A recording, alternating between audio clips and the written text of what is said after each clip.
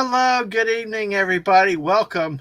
It's Dadman Walking 55 here tonight, laughing a little bit as I'm humoring myself because, yes, it is 10 o'clock on the East Coast. Believe it or not, Dadman likes to burn the midnight oils. And I tell you what, I could go to 5 o'clock in the morning with this guest we have tonight, plus also the food topic. We all love food. So I just wanted to say thank y'all for being here at definitely a special time tonight. And we are going to have loads of fun tonight and look forward to this. And, I always want to say thank you to everybody for your support, for your tweets, retweets, promoting the channel, and even beyond that, especially for you just coming by and hanging out, whether you lurk, you watch the videos later after the fact, or you're here, especially in here with chats to help keep me going and help for some lively conversation as we go along. Without whether it's football, movies, Fortnite, just everything else. Because you know what, y'all make it special. Uh, Being here, doing this, and just having friends out there to chat amongst ourselves and have a good time on whatever we talk about. So, without further ado, I'm going to go ahead and introduce our special guest tonight.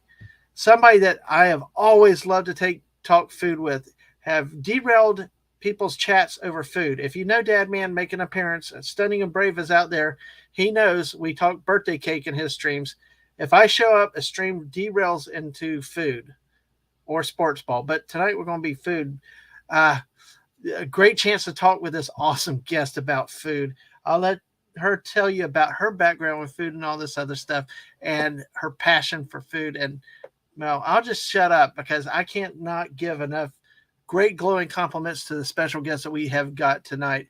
It's the great RM Briggs. Raquel, how are you tonight? Oh my goodness, I did not deserve that opening. I am doing fantastic. How are you?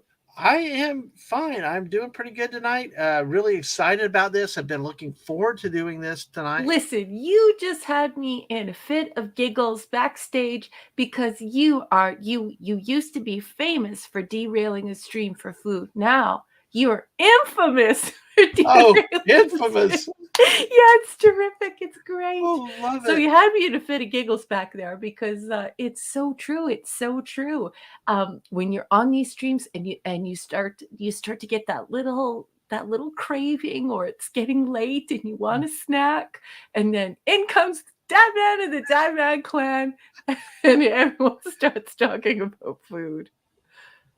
Absolutely. Hey, it's a badge of honor. We always joke about, well, with our kids sometimes, as they were growing up, the missus would always say, are you saying famous or infamous?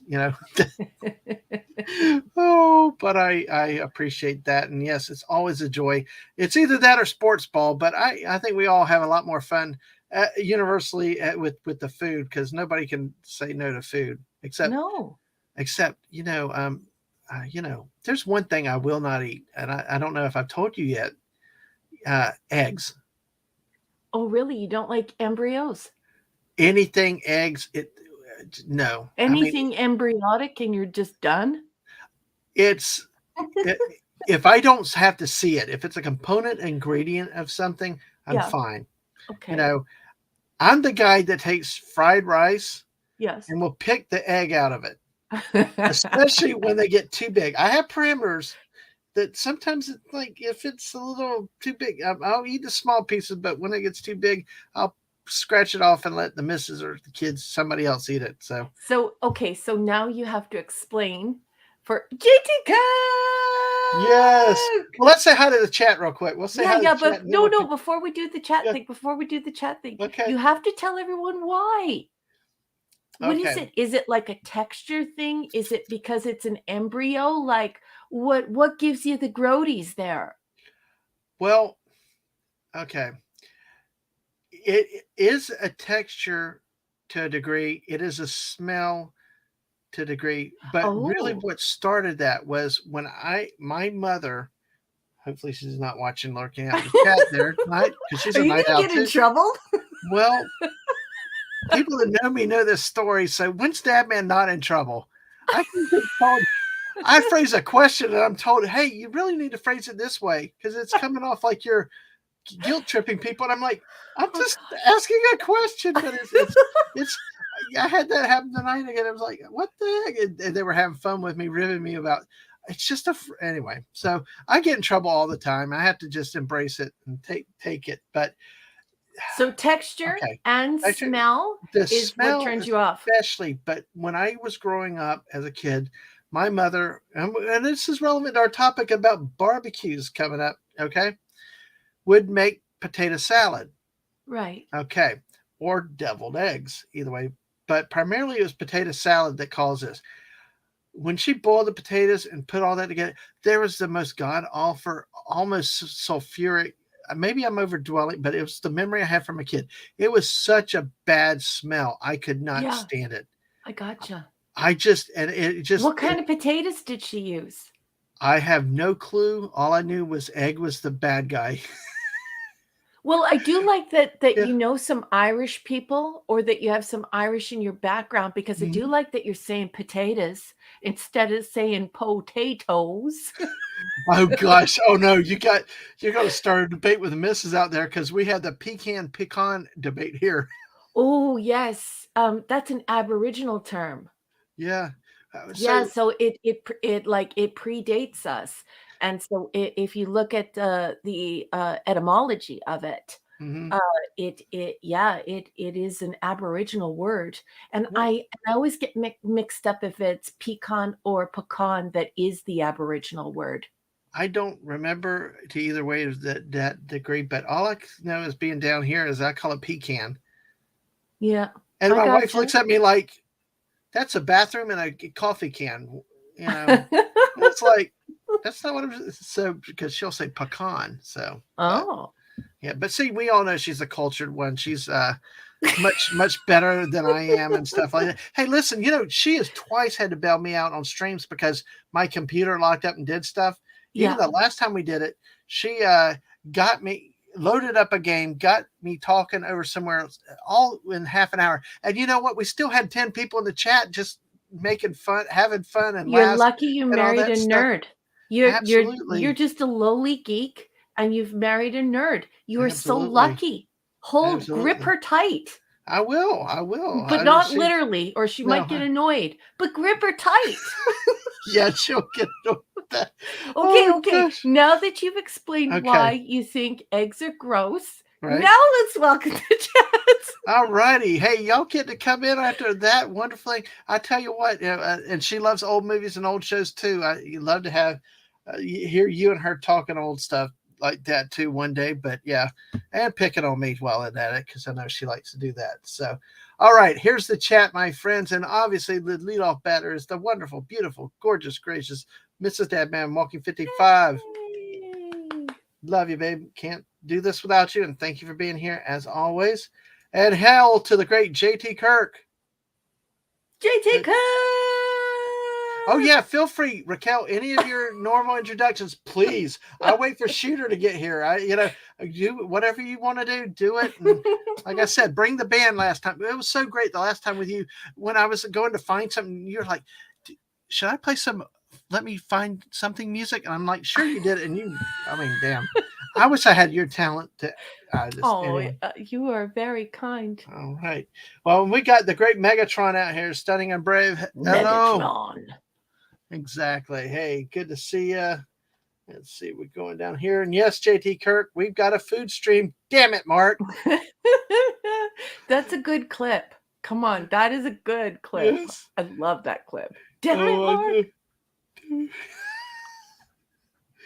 Oh, gosh. Oh, that's where that came from. Mhm. I did not realize JT Kirk was in one of the Fortnite streams a while back. Just always saying that because Mark was late getting over, and he kept saying, "Damn it, Mark!" The whole. Oh, It's I because got it. everyone on Saturday Night Star Trek absolutely loves that clip. It's like a running joke, and sometimes when you're not there, Clubby Yeah. will play it when Mark messes up or at the clubhouse. If Mark messes up, he'll play that clip, and we all bust a gut laughing. Oh my gosh. He plays the full clip. So yeah, that's what JT Kirk is talking about. He's damn it, Mom. I did not realize that's where it came from that clip. Oh my gosh. Yep, But it's I the Clubhouse or Saturday Night Star Trek. It's a running joke. Mark can never live it down. I don't think Mark will ever live well, that what's so down. funny is that Clobby was always so nice, and he's like, "Dad, man, I feel bad for you," and he was like, not really ever wanting to play it, but now he's. It's great to hear that he's loosened up and plays it like that. Yep, Oh, but it's thank you, Jake. hysterical. Now I got the context. Because Yes. Raquel, that was so funny being there that night. I remember I was in the living room, and I remember I literally jumped out of my chair like my character jumped. I Yeah. jumped. That was crazy. So, but yes, it was like VR, you know. Yeah, well, you guys got into that Fortnite, and that's a crazy game. Do you Exactly. remember when Ash was first teaching Mrs. Dadman Walking? Oh, absolutely. Yes. Isn't he Yeah. wonderful? He's such like I don't want to call him a kid, but he's like we've known him for a while Mm-hmm. now, like basically when he was a kid. And Mm-hmm. now he's like he's going to university Yeah. and he's just such a wonderful person and he hangs around with us old fogies. Yeah. He's so marvelous. He has such beautiful manners. He's so kind and smart and funny to be around. He's just yeah, marvelous young man. Absolutely. Yeah, he was great helping me teach her with that game and was wonderful. Mhm. And I remember we took our time, helped her. She got the final kill on our first match with a win, and Oh. he could help with the PC side where I play on a Uh-huh. console. So it really helped to have that teaching. But yeah, definitely great mood. And actually, I had him on Sunday for my chill stream Oh when good. I did some Star Wars, like some showing of some of my Star Wars memorabilia. Mhm. It was a fabulous time we had. So Yeah. Ash is a sweetie. absolutely, Yeah. absolutely. And Stunning asked if you brought samples. So No, I'm sorry. There is no smell-o-vision, not yet. But I mean, it is coming. It is yes, coming. and JT Kirk gives you a big shout out. JT go! Yeah. And I'm like you, studying. Don't eat anything that looks, smells, or even sounds nasty. So never take me anywhere fancy. Well, it depends upon where you go Yeah. for fancy, right? But Hmm. yeah, the thing that gets me is are the sea tongues. So when Mark starts talking This, about a sea tongues, it's just that's what I call them because that's what they look like. If you the like the have you ever clam seen pizza. have you ever seen a clam Yes. smelling outside of its shell? Yes. So it looks Yes. like so it's completely closed. The clamshell is completely closed and then it pushes itself almost completely out of its shell. It looks exactly like a human tongue and it reaches all around and it's just so gross. It's like, I don't know, it reminds me of like a pale Gene Simmons. It's just a tongue reaching Oh around. my gosh. And Mark Raquel, eats that I know on it's pizza. bizarre. It's I don't get it. It's like I don't mind fried calamari, but that's Well, that's squid. That's good a different though. part. But yeah, the clams and stuff. It's like I just and then you see it moving like that. It's really really so. Uh, Yeah. I got to go do a derail for a second. Can we derail for a second? Sure. Yeah, do Because you it. just said something that I'll be honest shocked me. What? Okay, and I've seen some of your tweets a little bit, but you just mentioned Gene Simmons. Right. Are you a metalhead, or I mean, I just do you like that kind of rock and roll, or No. is it you I don't don't? like Okay, I don't like Kiss, but yeah, when I was young mm-hmm, and angry, I definitely loved Megadeth and I definitely loved Metallica, but like before the Black album. And uh-huh. yes, I did like the heavier stuff, you know. Oh, Alice in Chains, Pantera, although that's more grunge groove. mm-hmm, Um, uh, well, more like I wouldn't say grunge, but like groove metal. But yeah, I did like that when I was young and angry. Everyone goes through this period when they're a teenager where they're like they find the soundtrack of their teenage years, mm-hmm, and certainly a true metal and heavy rock was mine. I also really love Van Halen. okay. But Which 1984 is my favorite album. Hmm. And Drop Dead Legs is my favorite track. Like Okay. that's my get in my car and turn it up song. So if So I want to, that's the song. you have a lot of musical background then, obviously. Yes, I do. I grew up in a Okay. band. All right. Maybe that's something we could talk about down the road, but we'll see what happens Okay. tonight. Tonight is barbecue, but hey, we'll get to. We haven't even finished the whole chat yet, Ooh, because Mrs. Dadman says I cannot eat any. She says I can eat anything but okra. Yuck. I just want to say right off the hop, I think okra is disgusting because it looks like something you blow out of a Kleenex. I don't want to be vulgar or grody, but like that is just that's what okra looks like. It's so slimy and just ick, and um, the texture of it is awful, awful. Ugh. Sorry. Did I lose you? Are you gone? Did I lose Dad, man? Oh no. Oh no. oh, Are you there? I'm here. I'm here. Can you hear me? Yes.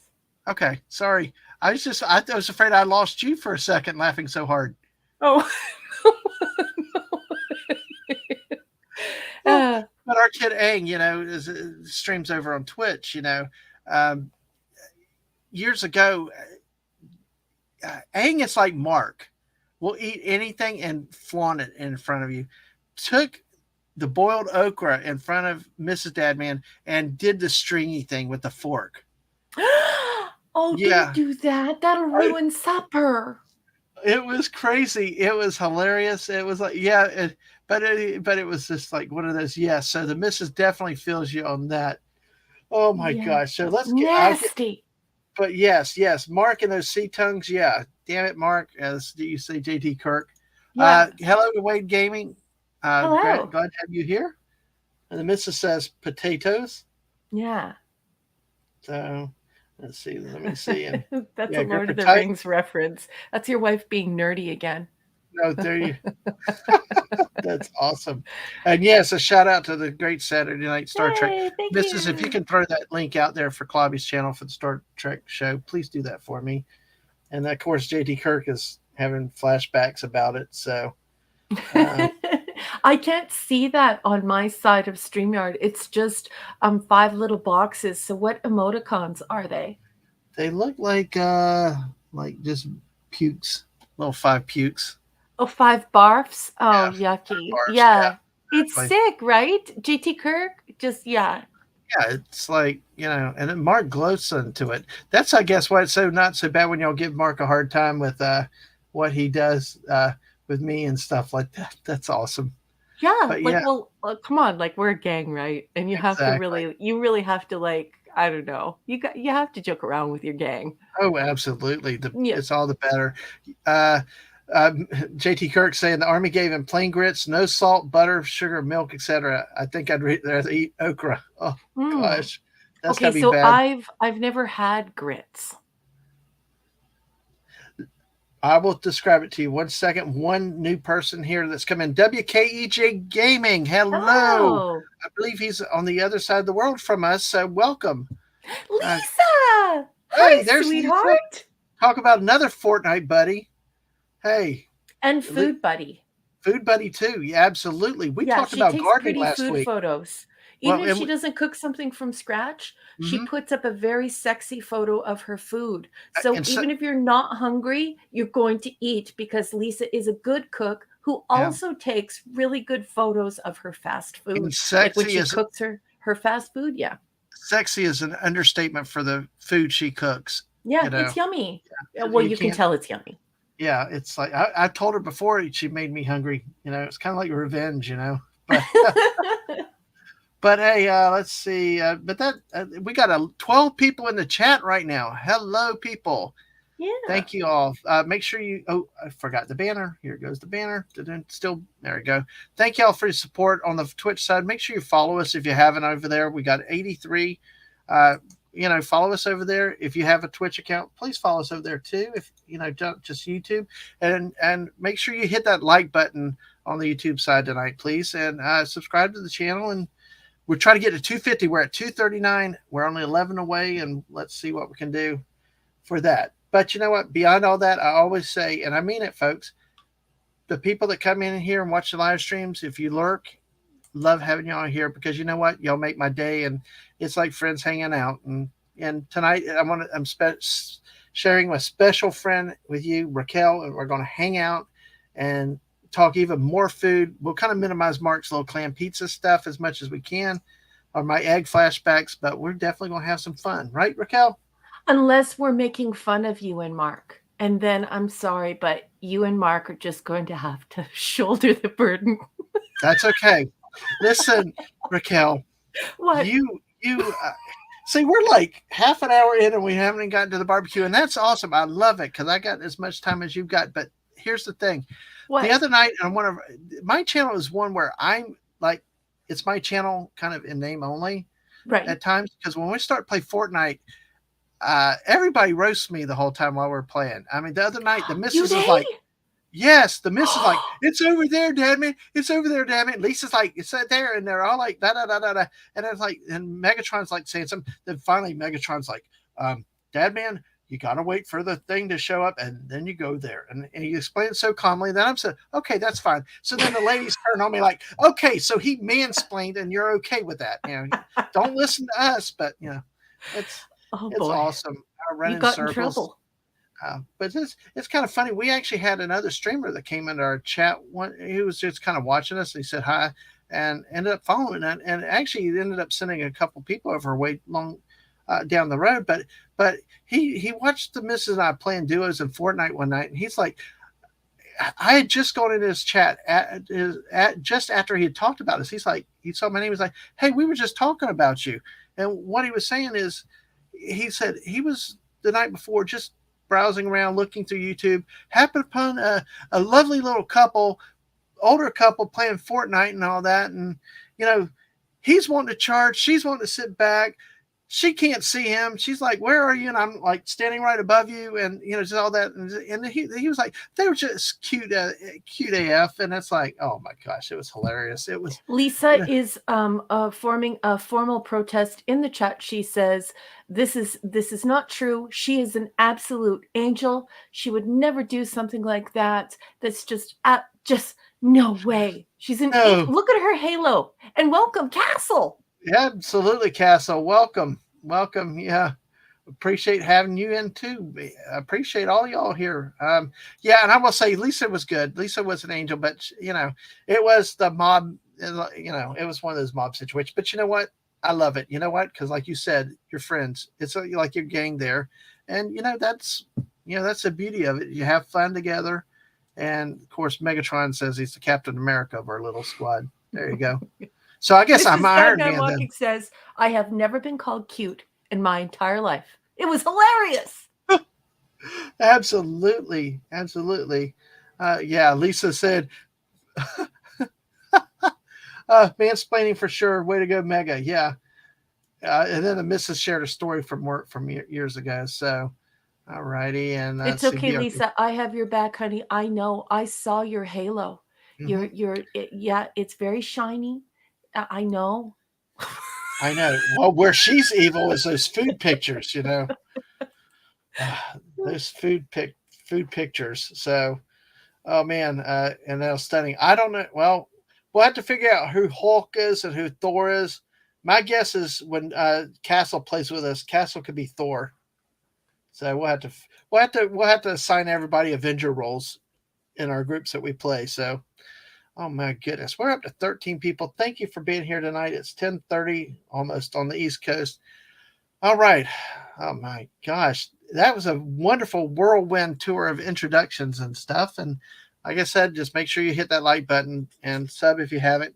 And then we have a joke, Raquel. We say around here, like, go get your friends, neighbors, cats, dogs, the drunks off the street. Come and bring them in and sub and whatever you get. We'll take them all. But hey, look, hey guys, thank y'all for being here this time of night. We're gonna have some fun. All right. barbecue. Okay, it's on so many different levels. Okay, barbecue is the well. Let me just ask you from this, and it may dictate which way we go at that point. When you hear the word barbecue, what is the first thing that you think of? Culture. Okay. I really think of culture because, as you know, in my previous life, I was with someone for quite a number of years, and we had restaurants, and I was fully assimilated, adopted, was the word used, into the Greek culture. And so Hmm. when I think about barbecue, I have a very distinct idea of what barbecue looks like for me when I'm in Greece or when I'm celebrating a Greek holiday or I'm eating at a Greek restaurant or I'm at over at a relative or friend's house and they're Greek. And then of course um, I think about the American culture of barbecue. And then, of course, I live in the Texas of Canada. So I'm Hmm. currently living in Alberta, which is beef country. Like this Hmm. is rancher country. This is the foothills of the Rocky Mountains. This is ranchers. This is beef country. So we have this tradition of barbecue. So when you say barbecue, the first thing that comes into my head is, oh my goodness, which culture? So I think about Greece. I think about the beautiful barbecue traditions of the United States and how diverse they are and how they have different regional traditions and beliefs about how to barbecue. And then Hmm. I think about Alberta beef and the tradition of barbecue from the ranching and beef culture here. So culture is my answer, Dad Man. That is interesting, and I'd like to explore that as we have time, as we go, because I find that very fascinating. Because especially, it'd be interesting to understand like what a Greek barbecue is, because I come from the obviously southern U.S. We think July 4th backyard picnics, and it is certain setups, certain styles, certain uh, like meat, ribs, chicken, certain foods. And I'd be Mhm. fascinated to hear a little bit more about the Greek, like what a Greek barbecue would entail, if we can get into that. Well, sure, Um, we sure can, but first I have to say hello to my but, friend Rod Thunderheart. yeah, let me Be say, yeah. Rod is from Alberta, so Do you, welcome, Rod but Thunderheart. hey, let me tell you this. Do you understand this? Rod is actually coming on with me next Sunday. Oh, good, good, good, We're and actually going to talk Atwood's truck here driving. as well, Dad Yes, Man. Atwood is here. Yes, I wanted to say hi to Atwood. What's up, y'all? Thank you, my friend Atwood. Hello. And hey, you got to do this if you would like to. I saw the name here. Oh my gosh, there we go. Here you go. Maximum Redstone. So I didn't even see Max walk through the door. Good evening, Max and Mrs. or Ms. I'm sorry, Martin Oh Muses. wow, hey Miss Martin Muses, it's good to see you tonight. Hey, very lovely show you had earlier tonight. I was able to drop by. Hey, oh my gosh, I'm not. Yeah, let's see. Like, yeah, it's really interesting. Good to have you here, Max and Atwood and Rod. I'll talk about it towards the end, but we're going to talk Sunday at 5 p.m. About truck driving. We started a chat a little bit because I did some truck tarping when I was a teenager and stuff. So, and we went from Oh, there. neat. And so we'll get into that on Sunday. So, but tonight we're going to talk barbecue and stuff like that. And Rod said, I made a shirt that says 100% grade AAA Alberta beef.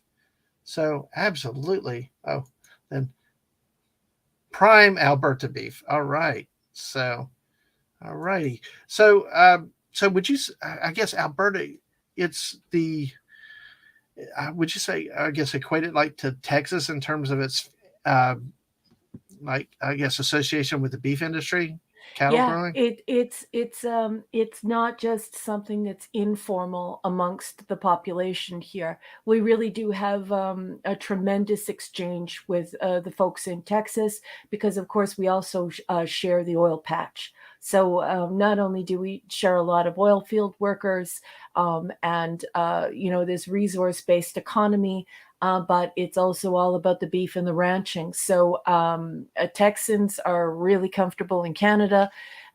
in Alberta, I mean, and Albertans are really comfortable in Texas.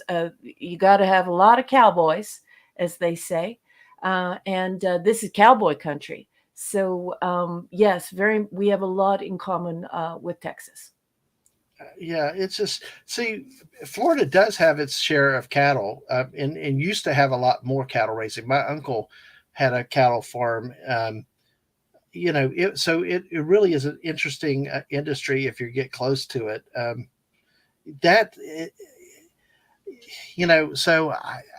you don't think about that. We a lot of times I lose sight of that because I'm thinking of the end product. We see what we get on the store shelves and stuff like that.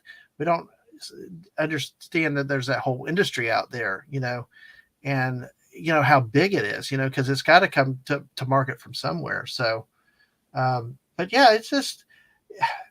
I, so, would you say Albertans have the same kind of independent streak that Texans have? Oh my goodness, yes.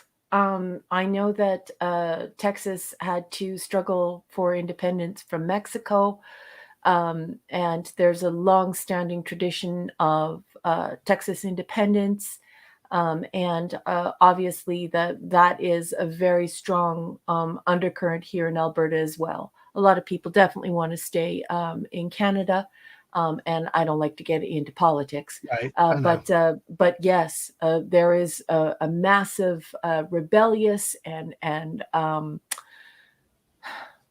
hot-blooded Hmm. independent streak here that is very much like Texas. So we have a lot of things to share. Not only are we sharing our oil field workers and our oil field experts and Hmm. our oil field parts and our oil field production and manufacturing, and then this idea of cowboys and ranchers and beef and all these things. So it is very much, if you came to Alberta, you would be shocked by how much it is like Texas, with one exception, of course, and that being that Alberta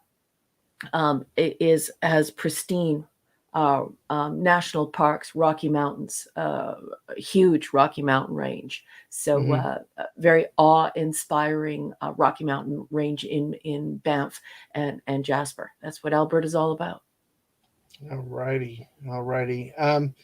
A couple things when I asked about what your first thoughts of barbecue, going back to the chat, Lisa said barbecue grilled meat with a sauce.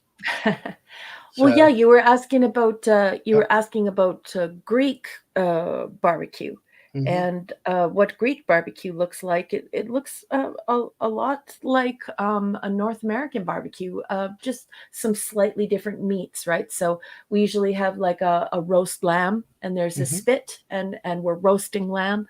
Sometimes there will be lamb chops on the barbecue. There's pork souvlaki, and usually someone has prepared spanakopita, which is a spinach pie, and we have domaves, which is like cabbage rolls, only it's made with vine leaves, and we have Hmm. something called horta, which is just like a beautiful mixed lettuces and herbs Hmm. with olive oil and a little bit of vinegar, like balsamic vinegar, usually very high quality. And sometimes sometimes fish is available. Saganaki, it's like a fried cheese and things like that. So there's usually a big plate of olives. So you're getting this really fresh meat that is seasoned with oregano from Greece. And of course, in Greece, the oregano tastes completely different because with the bees, the mountain bees, and how the pollination changes the way the oregano tastes. And of Hmm. course, it's also its own breed of oregano. So it's a very distinct flavor of rosemary, Greek oregano, not regular oregano, but Greek oregano, and feta cheese, and olives, and lemon, and tzatziki. It's like Greek ketchup. It's made with yogurt and cucumber and sour cream and garlic. Lots and lots and lots of garlic. So that's what a Greek barbecue looks like. You show up Okay. and there's just food everywhere. everywhere, and always, always, always traditional Greek music playing. And so Right. that's what Greek barbecue looks like. All right. Well, that's interesting to hear, and hearing about the olives and things like that. That it just it's interesting to hear. It still gets back down to a lot of meat. It sounds like, but different Yeah. types of things. But you said fish also, Yes. and then I Usually. wonder if that's because of the location being on the Mediterranean. Because see, like us down Mhm. south, like we wouldn't consider a barbecue to include fish or seafood or something like Yeah. that. But is that back to culture? Is that Yeah, absolutely, because, Greece is on the Mediterranean Sea, right? The hmm Aegean Sea. And so, yes, there are very strong traditions. My ex-father-in-law, God rest his soul, used to make probably the best salmon I've ever had in my life. So he would take a beautiful, massive Atlantic salmon, and he would cut it down the middle. He would, clean it all out. hmm And then he would stuff it with onions and broccoli and cheese and pepper and lemon, and then of course, he would tightly wrap it and cook it on the barbecue and just douse it in beautiful, very expensive olive oil and lots of beautiful lemon juice, and just cook it perfectly, and absolutely delicious. Just the beautiful crispy skin that tastes like fried chicken skin. So you bite into it and it just has this beautiful snap to it, and it's tangy and salty and yummy. hmm Well, I find this fascinating because I'm learning something new tonight. Because like I said, just from my standpoint, that's not something I would expect as a quote barbecue, but Yeah, by culture. I mean, that's awesome. I mean, I thank you for sharing that tonight because I find it very interesting to like we could pigeonhole this into what's a southern barbecue, but it's cool to see what other people do in the concepts of barbecue. And I forgot about your Greek background, and that's another wonderful thing for you sharing tonight with us. But you also used to own restaurants, right? yeah, yeah. My Yeah. family was my family was involved in several restaurants. That's true. Yeah. So you've been big into food all your life. Yeah, that'd be easy to say. Yeah, yeah. I started working in restaurants when I was 15 years old. Just a little bit under 15 years old. Yeah, Mm. that's when I first started working in restaurants and kitchens. Yeah. Well, is there any particular? I know our theme tonight's barbecue, but just like, is there any particular food you like better, seafood or meats, or is there any particular food that you really like better than others? Yeah. I prefer. Well, I really love Jamaican food. I've been to Jamaica many times, Mm-hmm. and I do have to tell you that I really, really, really like Jamaican food. I Ah. think Jamaican food is delicious, but I do have to say, like, I just have to say it hands down. I mean, it's just the truth. Mm-hmm. Mexican food, I think, is the food that appeals to me the most. Mm. And then second, I would definitely say Greek food. So first, it would be the Mexican food, especially Mexican street food, Mm-hmm. and then the Greek food. Those are the two cuisines that appeal the most to me. And I think third, I enjoy Southern cooking. I could probably eat my own body weight in Louisiana, so I like that sort of thing too. So I'm definitely a girl who, if you said, "Hey, um, you want to have some deep fried catfish, and Mm-hmm. we'll get a really good Cajun crust on it, and we'll throw some mayo on it, and some condiments or whatever, and a nice brioche bun. I'm in. I'm All in, and right. I'll eat the whole thing."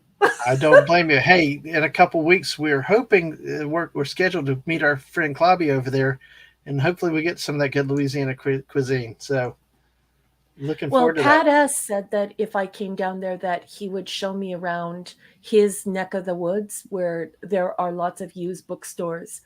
I don't know if you know Minimus, but in real life, hmm Minimus is very, very good friends with Clobby, hmm and he doesn't own a home, he owns a library.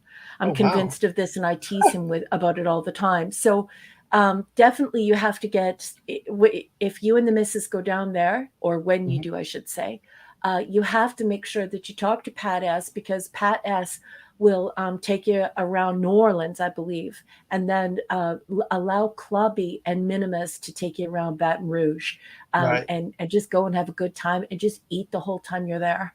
There are Oh, that. two chicken places that I'm dying to go to when we go there. Uh huh. Um, oh, we wanted to go there, but the vid, we got caught up in the vid, but yeah, Right.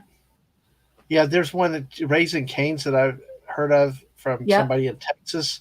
yeah, So a friend of mine in Texas goes there all the time. So I'm dying to hit that place because we yeah, don't have any over this way. But yeah, and that's good to hear. So, yeah. uh, um, back to barbecue. We got JT Kirk like smoked pork shoulder. Okay, so he likes really Yeah. moist meat. So it's got to be Yes. very, very moist. Okay. And Okay. you like to pull it off. You like to pull it apart, and you Yeah. like it to keep its shape. And yeah, so you like really super Yep. juicy meat, and you like to be able to flake it off. You like seeing how tender it is. So yeah, smoked pork shoulder is good stuff. It's a little bit of work, but it's definitely it's worth the Absolutely. wait. Absolutely. Max Redstone, I have no clue, but he's was curious about Moroccan barbecue. I that sounds way past turducken. I have no Yeah. clue. Uh, Yeah, that sounds way past turducken. Yeah, Moroccan barbecue. Yeah, I had a small experience with that in the late '80s in a restaurant that did not succeed here. It was a family restaurant, and hmm I had the pleasure of attending and having about half of what was on offer, and it was amazing. A lot of really, really deep flavors, lots hmm of different layers of flavor, very rich and aromatic and yummy, really yummy. Oh, that's good. Yeah, that's good to hear. So, Unfortunately, it didn't catch on though, so it that yeah, restaurant went under quite quickly, and it was quite expensive too, because of course, this is love food. This is food that comes from knowledge and hearts and hands. It doesn't come in on the Gordon food truck or whatever food service is servicing the local franchise. So it hmm costs more money to do, and it's a shame they didn't succeed. I'm sure with the spices and things that may be a little more expensive, and Yeah, it takes time to cook, and it does. uh, I know that's so frustrating. Some of your best places just don't make it because it's Yeah, and they're people I special think little gems. are afraid to like go somewhere and try something new. So I think that that could be a part of it too. When my offspring was growing up, my offspring would request that we would bring food from the restaurants or food from our home to school so that they didn't feel yucky about the food, because they would see terra musalata and they would say, "What are you eating?" And of course, my offspring would say caviar, and they would say, "Oh, that's so gross," and stuff. So that is an element of it, right? Yeah. When you're doing an ethnic restaurant, there is an element of unknowing, and what should I have? What should I eat? What will hmm appeal to me? What will taste good to me?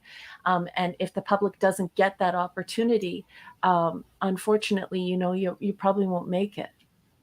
Yeah, it's people like me. The wife and the kids are more adventuresome. They like different things, so I'm more of the picky eater that Hmm.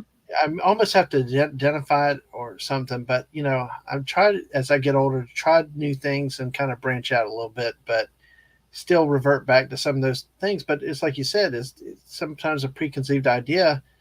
You know, they won't give them a chance, and it just like if I see a Thai place or an Indian place, they're not really foods that I like. And I always, and then one of the other things is I prejudge that it's all hot, it's all spicy, Yeah. so there will be nothing for me, you Yeah, know? and so it's a state of unknowing, and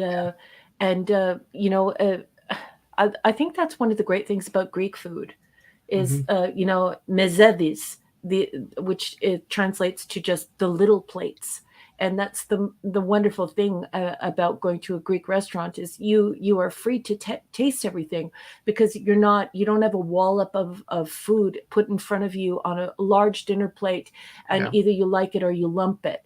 Mezevis are the little plates, and they're put in the center of the table, and you can take a little bites, and figure out what it is that you really like. Um, and a lot of Greek food is very hearty and very appealing, especially to the meat and potatoes Hmm. kind of person. Well, it's interesting though. We used to have they may still, but when I was in high school 30 years ago, Hmm. no, 40, am I that old? Dang. Okay, I'm 52 by the way, but it's like they used to have a Greek festival every year, and it Hmm. was really cool to field trips to go there, check it out, and stuff like that. So, it was really interesting the culture and see everything that's out there. And let me just take a second. Thank you, everybody that's here. We've got 16 watching us now, Oh, so lovely. I thank would y'all. like to caution you, though, Dadman. Okay, Greek food is very expensive to make. So okay, you should be very careful about which Greek restaurants you go to. So my okay, suggestion is you phone up your local Greek community and you ask the community members which restaurant they recommend. Because in order to tighten the budget, some Greek restaurants, they can't survive unless they start doing things like candomaves and pre-prepared foods and stuff. So not all Greek restaurants are created equal. And so if you are going to try Greek food for the first time, it might be okay. a good idea to give me a call and say, okay, I'm going out tonight. What should I eat? And it is a really good call to call up your Greek community and say, Yeah, where's fresh? Where can I go and try domaves that were made by the person who owns the place? right. Um, and Mrs. Dadman, if you would ever like to experience a true Greek barbecue, you can come on up here anytime you and Dadman want to go up to Jasper or Banff, and you want to swing on through here, or you want us to show you around. It would be my pleasure to show you what a real Greek barbecue is. Wow. Anytime you come up Okay. here, uh, I will. You let me know when you're coming up, and Okay. I will do it. We'll be close. We're going to be up in the Black Hills of South Dakota over into Wyoming in a few weeks. Oh wow, it's But very cool. we got an itinerary and a mission. Nice, But nice. hey, absolutely, and thank you, Raquel. This from Max Redstone. He's asking, does Canada have the equivalent of the False Disparagement of the Perishable Food Products Act of 1995? It was enacted as Oprah was being vocal about mad cow disease. Just not accurate. Um, I I I I don't know exactly what you're referring to. If you're speaking about frankenfood and hormones in the milk, yes, in Canada we don't allow hormones in milk. I know that that was a huge issue here, and that's why we weren't bringing any American milk in. That made a lot of headlines here.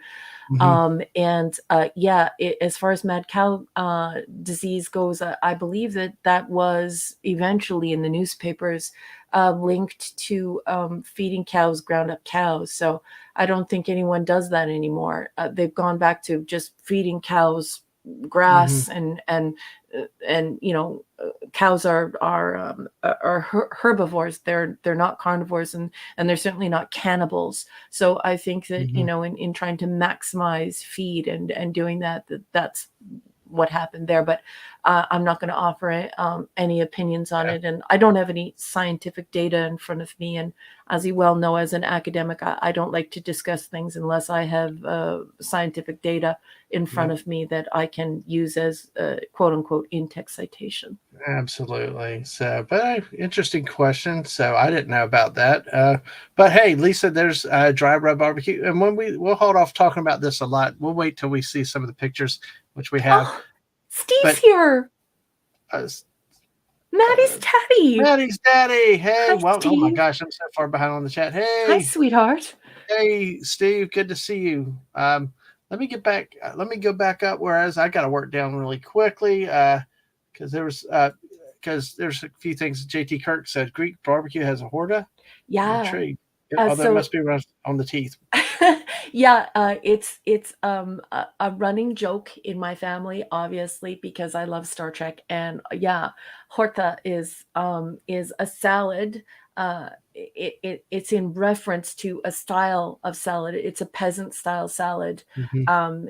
in Greece, which is leafy greens that you find that are wild that are growing, or lettuces, and then you mix them with beautiful like herbs, and oil and vinegar. It's an extremely fresh experience. It also cleanses the palate, so that you can eat all the different mezzetis, the little All plates. right. Awesome. I mean, we're learning all things. The missus mentioned low country boils, which are basically seafood and corn and like shrimp and things like that, sausage. Yeah. Uh, Hi to Jess. Hey, Jess, welcome. Hey, Jess. Welcome. I know you've been here for a bit. Sorry about that. I got stuck up at higher the chat, but hey, thank you everybody here. We're having fun talking all this stuff. And let me see. I'm just getting that back down. I was looking. Well, stunning pizza. Okay. Pizza on the barbecue is Hey, becoming a huge thing. I know that really?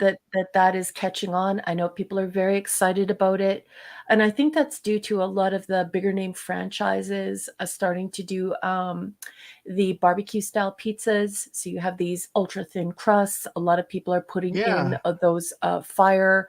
The wood burning stoves on their decks, and so it's taking off, and people love that barbecue chicken pizza, the pulled pork pizza. It's a big thing now. I know it's a big thing. Well, Max is asking about crawfish. Yes or no? We know what Claudia would say, but have you ever had crawfish? I have had crawfish, and I don't mind sea bugs. I'm okay with Yeah. some sea bugs. I just Yeah. cannot do sea tongues. No sea No, tongues. I agree. Mm, I'm right there with you. I can eat all the sea bugs you want, but mhm. forget. If it looks like it's gonna try and French kiss me, I'm not eating it. Oh my I'm god! sorry. I know it's just I just, disgusting, but I what? can't.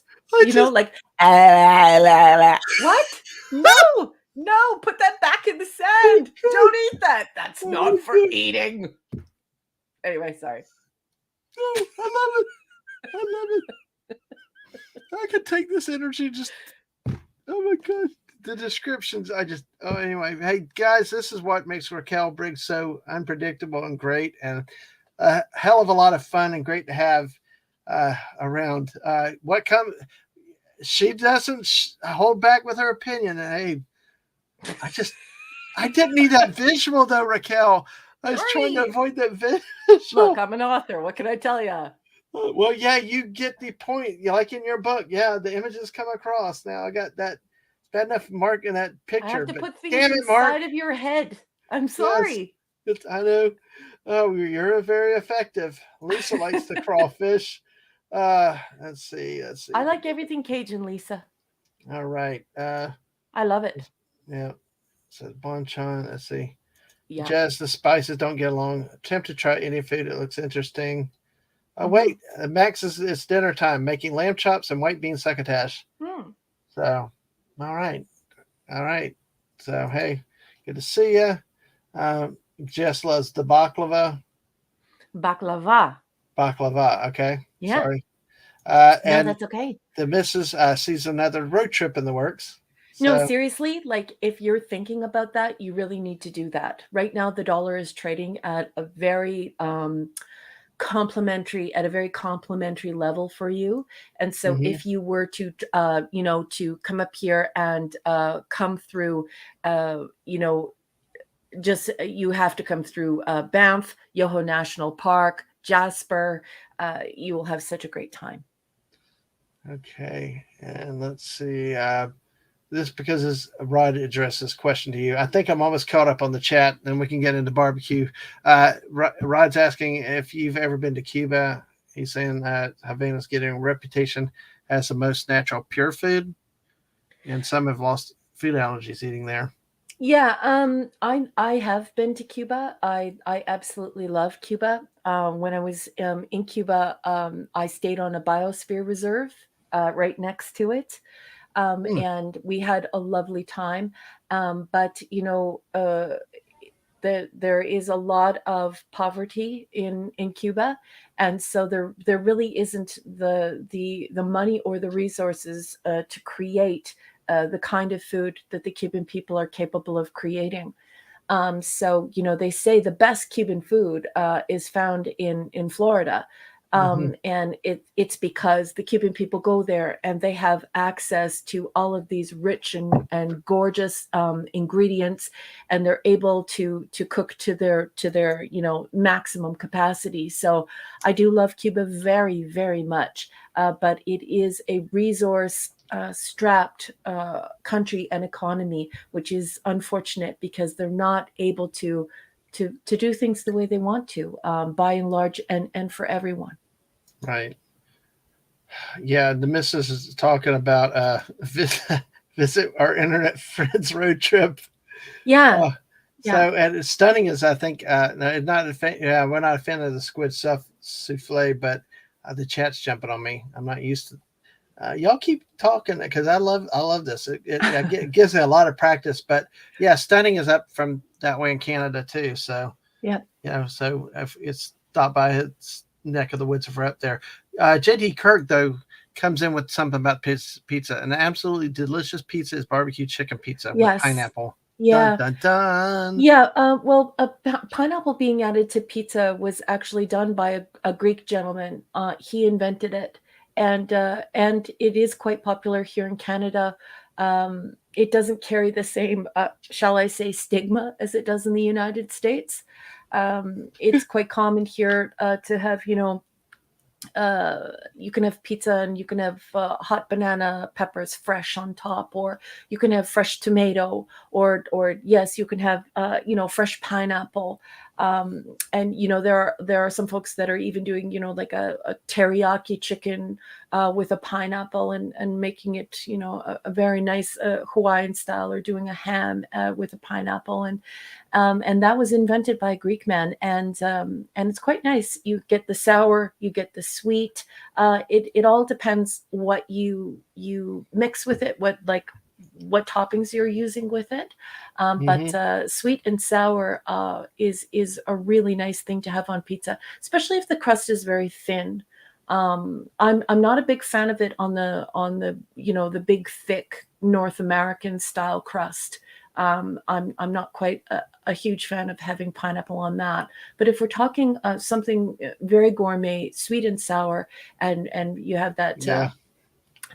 or kind of slightly spicy meat, and then you have the pineapple to cut through that with a nice lean crust, it's going to be yum yum yum. Yeah. See, I'm still.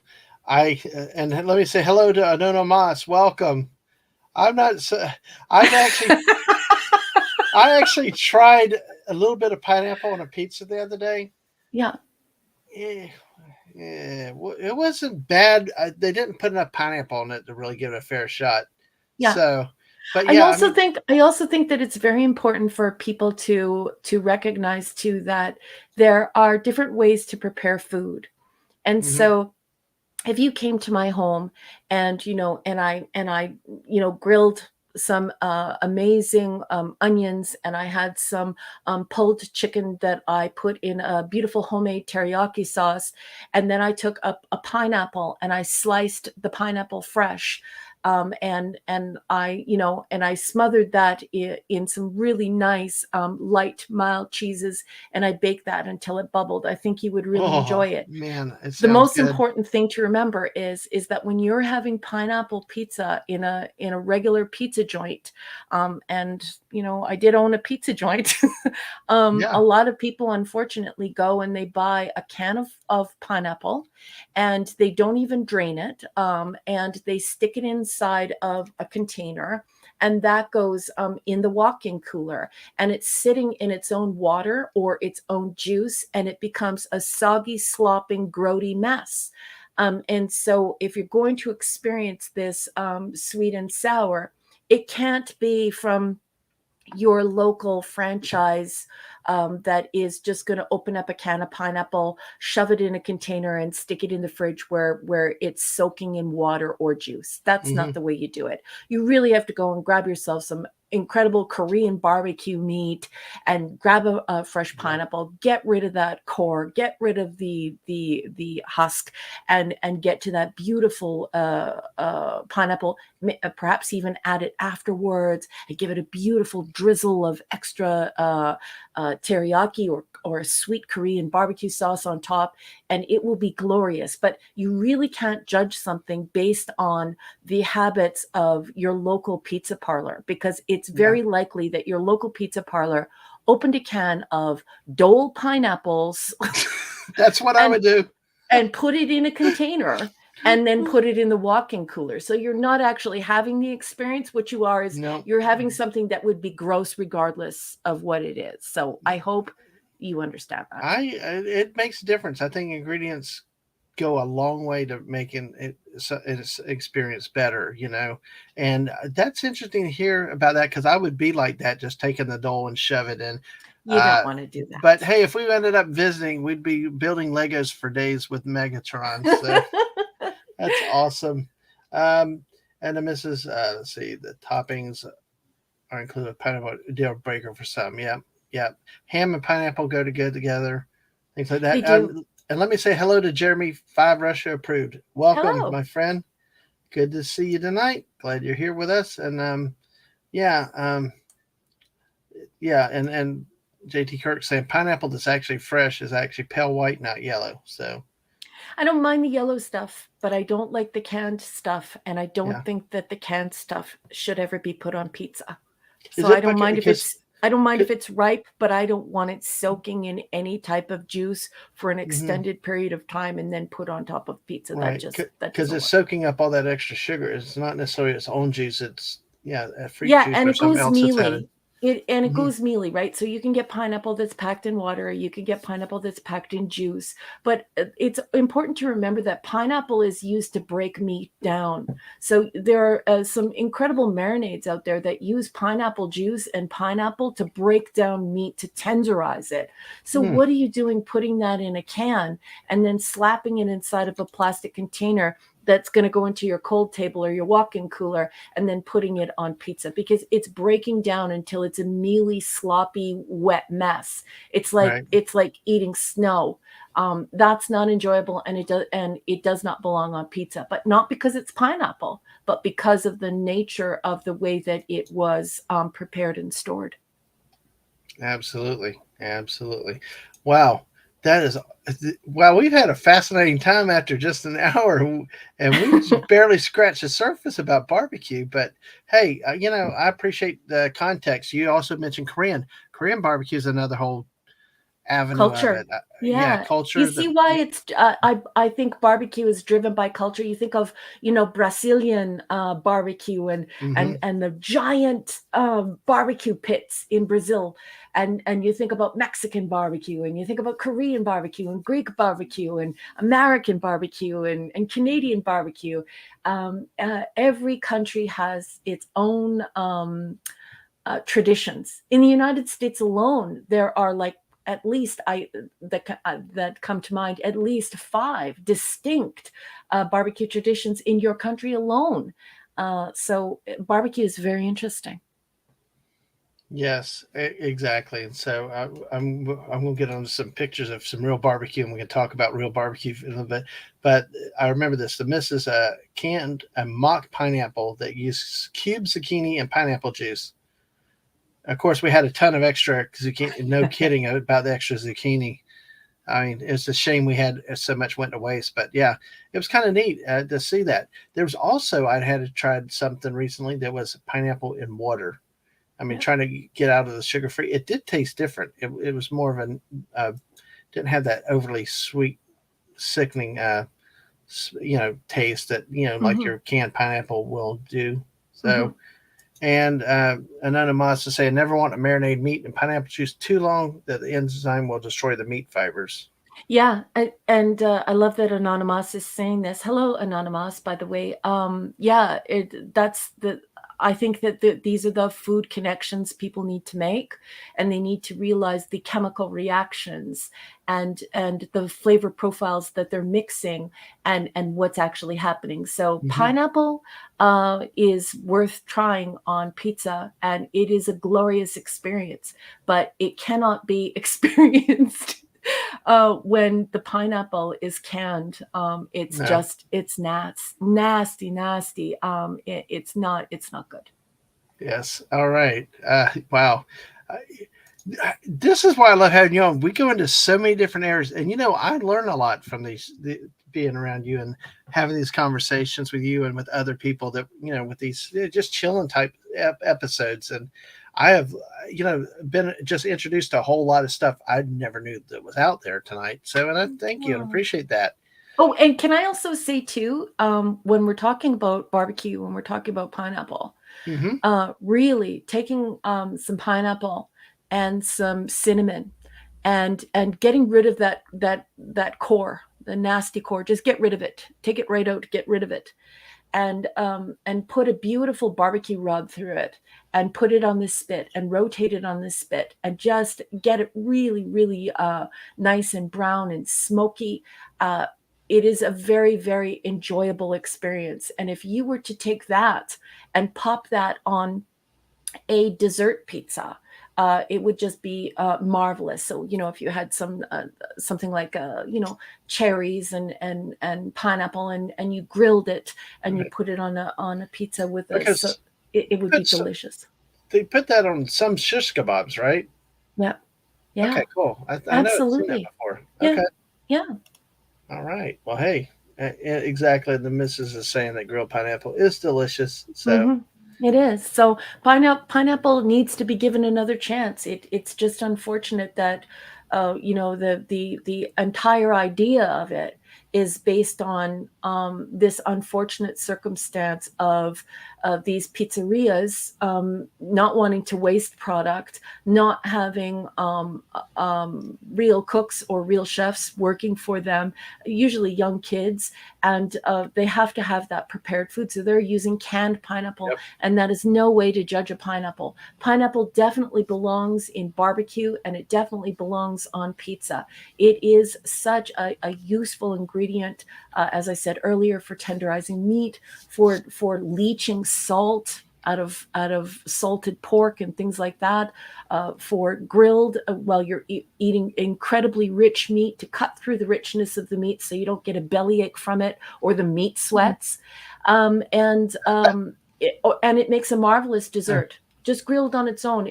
What a lovely summertime dessert to have some nice grilled pineapple, just a tiny bit of butter on it, little sprinkling of cinnamon on it, grilled. Just absolutely delicious. So long live pineapple. you're going to make me try to eat pineapple, really try to eat pineapple on pizza again sometime.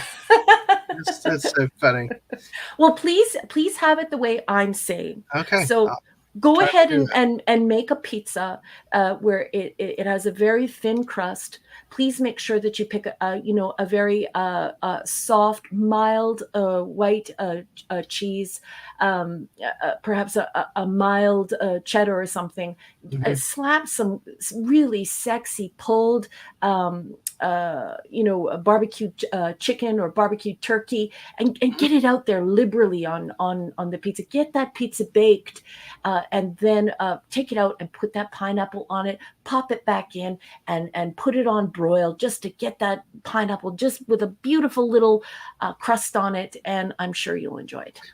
All righty. Well, that is very interesting. I will say, I've banned it. I've protested for so long. I know there's a debate on Twitter among some people, and I know that some, there's one that does pineapple, there's one that does ketchup on pizza, but I've tried both just for the fun of it. So, Ketchup I'll, is disgusting. I It know. doesn't belong on anything. Well, I love ketchup, but we'll see that No, in a but little it's bit. pure sugar. I know, but hey, it helps. You know that the ketchup that you and I grew up with, we're relatively the same age. We're both Gen X, okay? Hmm. Yep. The ketchup we grew up with did not taste the way ketchup tastes now. Yeah, it's very sweet. The ketchup we grew up with was not sweet. It was almost brown in color, and it was really tasty. Like it was. I would almost say it had a potential to be delicate. Like it was good to eat. Now it's just ugh. It's you might as well just be pouring the Yeah. fruit not fructose, the other one. Uh, high What's the fruit. liquid sugar that's clear? I don't know. I have stream brain, but it's just that liquid sugar, just with red in it. It's Uh, so nasty. there you go. Anyway, I remember. I think the missus made some, or had gave me some that looked brown one time, and I noticed it was not that sweet. But I'm like, this isn't ketchup. So like, yeah, it is. I'm just. It was hilarious to see that. ah, But yeah, JT Kirk and Rod both answered because I was thinking about both. High fructose corn syrup, JT yep, Kirk, they put it in everything. And then, of course, Rod, glucose. Yes, yep, uh, glucose. yes. Just, yeah, and it's in everything, and it's meant to make food highly palatable so you eat more of it, Hmm. and that you passively eat. So you want more and more and more of it, and you're basically not even chewing. You're basically you know couple chew a couple of times and then swallow and then more and more and more, and it's sad, yucky. Absolutely. So I think Lisa's gotten ideas for excess zucchini this year from the missus out there because, like you, I don't know if you saw in the chat, the missus talked about making mock pineapple out of zucchini. You know, Mm. using pineapple juice though. But I tried it and it does come off. You know, it kind of gets in the ballpark with that. So Well, I would turn to Lisa for that because I actually knew a woman who was a farmer who, whenever she had excessive zucchini on hand, she hmm, would bake chocolate cake with them, yep, and she used it as a moistening hmm, ingredient. And I tried got it, you. and it was absolutely delicious. There's no way you could detect zucchini. And it was used, like I said, as a Yep. moistening ingredient and got rid of all of her zucchinis, evidently. Oh wow, I yeah. never got the recipe, but I would definitely ask Lisa. Uh, it's always good to workshop your excess stuff that you've grown, Hmm. and find ways of using it because you never know. You never know what you'll discover. Well, absolutely. You can believe it or not, we got 16 people with us. We're just still scratching the surface. But thank you everybody that's here tonight. Make sure you hit that like button. If you're new to the channel here, we appreciate your support. Got the great author friend, comedy extraordinaire. Should have her own stand up routine. Worth the price of admission anywhere she goes for Kill Briggs. So, You're and way too nice. Anonymous brings up something about readily used ketchup on fries these days. Well, Yeah, listen, I've gotten to where I eat fewer fries because of dietary reasons. yeah, Give me some salt, but I tell you what, I want my fries hot and I want them crispy. And this is going to transition more back to barbecue because I look at French fries as a barbecue type food. Either if you got to get a big deep fryer out in the backyard if you're yeah, frying it, or if you go to a restaurant. yeah. I I It's think not something I serve with barbecue, but I have in the past. We used to do a patio party at our nightclub, and I would do ribs, and of course that was a very easy and cheap way to accompany ribs, which is already an expensive menu item to be serving, right, for mhm, that environment. But it's not my choice side.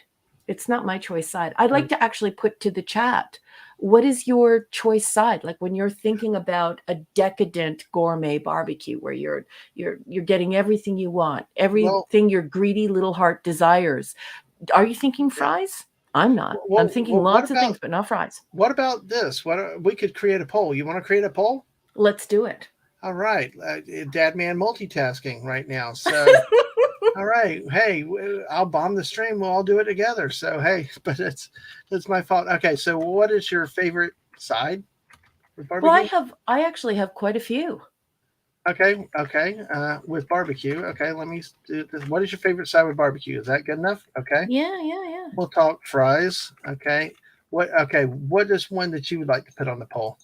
Well, I think that there are warm salads, and there are cold salads, and there are hot vegetables, and there are, you know, beans.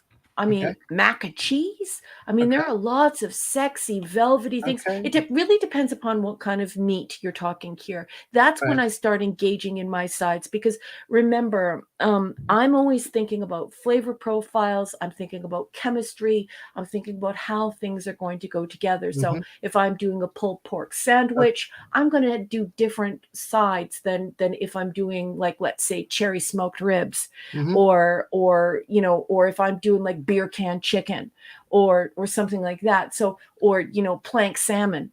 So when Yep. it comes to something like that, when it comes to sides, I make Mhm. sure that the chemical reaction, the Right. flavor profile reaction is complementary. It's very, Yeah. very I important. wish I Oh, would have and thought grilled about. corn on the cob.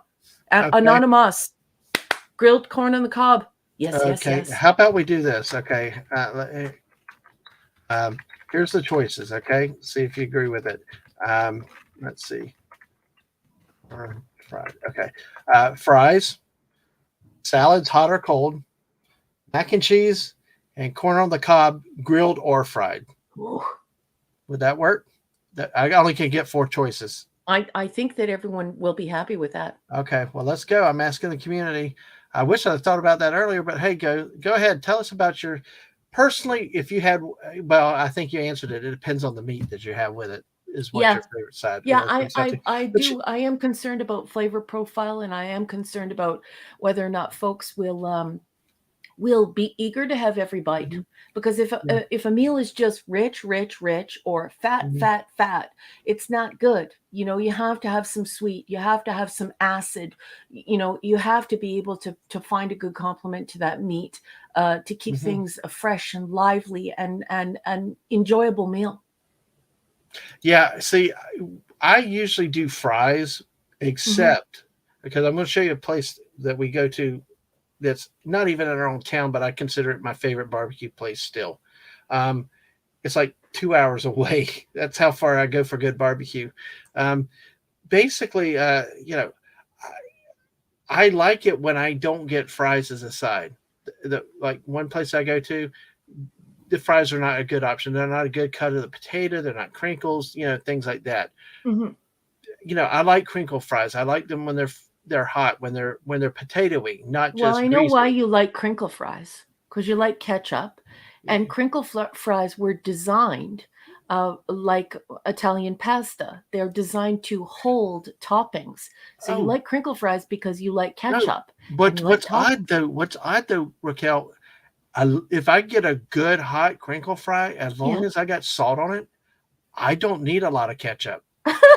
That's so funny. It's It's it's designed to be a vehicle for sauces, and that's the one time you don't want sauce. That's hysterical. I I tell love you, it. I break the mold. I'm dad man, but hey, hard choice. Listen, my polls lately. I think Jess has said that once before. Somebody else has said one of my other polls, the hard choices. But hey, hard questions, hard decisions must be made. So hard choice. It would be fun if it was an easy choice, but oh wow. The missus says any kind of salad, cabbage, carrot, potato, macaroni, Mm, mac and cheese, baked beans, grilled corn on the cob, yep. veggie kebabs. Yep. Any that can be skewered. Though So those are my kind of sides. yeah, I don't do the fries. I do like the baked potatoes though, and I do love them loaded. I love them yeah, loaded. I know. Hey, all right. So we got some fries over there. So we're going to show some pictures. I'm going to show some Okay. pictures. I don't know if you have any that you want to share later, but for now, I've got some stuff that we can work and show that illustrates the Goya barbecue. This is a place down in Orlando that I love and have gone to for what 20 years, I think. Once we did theme park stuff and uh, you know that type of thing. We have a place here that we do go to when we want it a couple times, but still, when I really want my perfect sides, my perfect crinkle cut fries to go with my baby back ribs, it's this place. And I'll tell you what, like you talk about culture, you talk about expectations. It's Bubbaloo's Bodacious Barbecue in Orlando, but I tell you, you get the three dancing pigs on top of their logos up there. I still have a shirt from them, but we had dinner with a YouTube friend of ours recently, and I asked them about it, and they made the observation when you walked in, you smelled smoke. It smelled Yeah. like a barbecue place. Yeah, And well, they got a smoker in the back, they're gonna well, it should well, smell like smoke. but see, some of our old school ones that have gotten big and very corporate that have Mhm, they're all uniform. They mhm. all have a bar. It's like a bunch for the yuppies to hang out. I mean, it's not like a good smelly barbecue place, you know. It's because usually those menu items, in order to keep that consistency, they're usually brought in by a food manufacturing, Hmm. company, usually, people like Gordon Foods, Right. they come in and they supply those franchises with food that's prepared and it's ready and it's uniform, and a customer can go to the Keg in this city, and they could go to the Keg in the next city in a different province, Hmm. and have the same meal. So it's unfortunate, but yeah, you won't find anyone working a smoker there. That's for sure. No, well, see, we had one when my friends opened one back here a couple years ago. I mean, we would go in there, and it was in a little dump of a building. The missus knows the place I'm talking about, and it was like you had the pit right there. You just had the bar right by it. My coworker and I go back, and people would smell us from outside in the hallway. They're like, "You went to Cottons today?" And I'm like, "Yeah, we did because we brought the smoke back with us." So Yeah, yes, exactly. Yes, you go home with you on your clothes, and that's what happened at work. You smell barbecue all day. it's funny. So, but that's one thing I think of barbecue when it comes to a commercial for a restaurant and stuff, like having that smoke, having that feel, you know, that it's like a barbecue place. Just there's an And that expectation. plastic is their rain flap, right? It looks like it is. I'm wondering if they had some leaks there, but yeah, because that I had not seen that before. But yeah, Looks like it might be their rain flap for their patio. So if you want yeah, to have some barbecue yeah. and it's really coming down out there, you'll They be have a side. okay. They have some side spot over here that's covered off to the back. But yeah, absolutely, that makes Yeah, sense. So that's one. And here's what I had that night: the baby back ribs with the crinkle cut fries and collards. nice. See, collards are a side that I like to have with a lot of foods, Hmm. barbecue especially. But you've got to cook them right. I mean, you got to. Hmm. This one had a bone in it. I mean, a meat, some like pork or something else to give it some seasoning, give it the flavor. Hmm. Definitely some butter. You got to like Paula Deen it to death with the butter, but you know, but it's that savory, it's that taste, it's that that Hmm. thing that really makes it taste good and vibrant and fun I gotcha, I to have. gotcha. So these Um, are bagged fries. yeah, these are bagged fries. Yeah, but I tell you what, they cooked them and they made them crispy and crunchy enough to where they were really, really good. I didn't use ketchup. I a little bit of salt, you know, and you know is what I had with it. And Nice. like I said, baby back ribs. We all have the different types of ribs, and we'll see more ribs in a little bit. But these particular baby backs, I love baby backs because Baby it's backs are the best. exactly so. I didn't, I've only learned in recent years. I guess ribs all have different names and stuff. They You do. got St. Louis, you got this and that, and it's Yep. just hilarious. So, uh, yep. And Lisa, oh man, I bet anything you make is delicious. Collards and ham hock. Yes, you need that meat in it for the flavoring. Made it first time last year. It was delicious. Yeah. Yep. And yeah, collards are something you do not want to eat just plain grains as because they really are boring. One of the barbecue places up here, I ordered the collards, had no taste.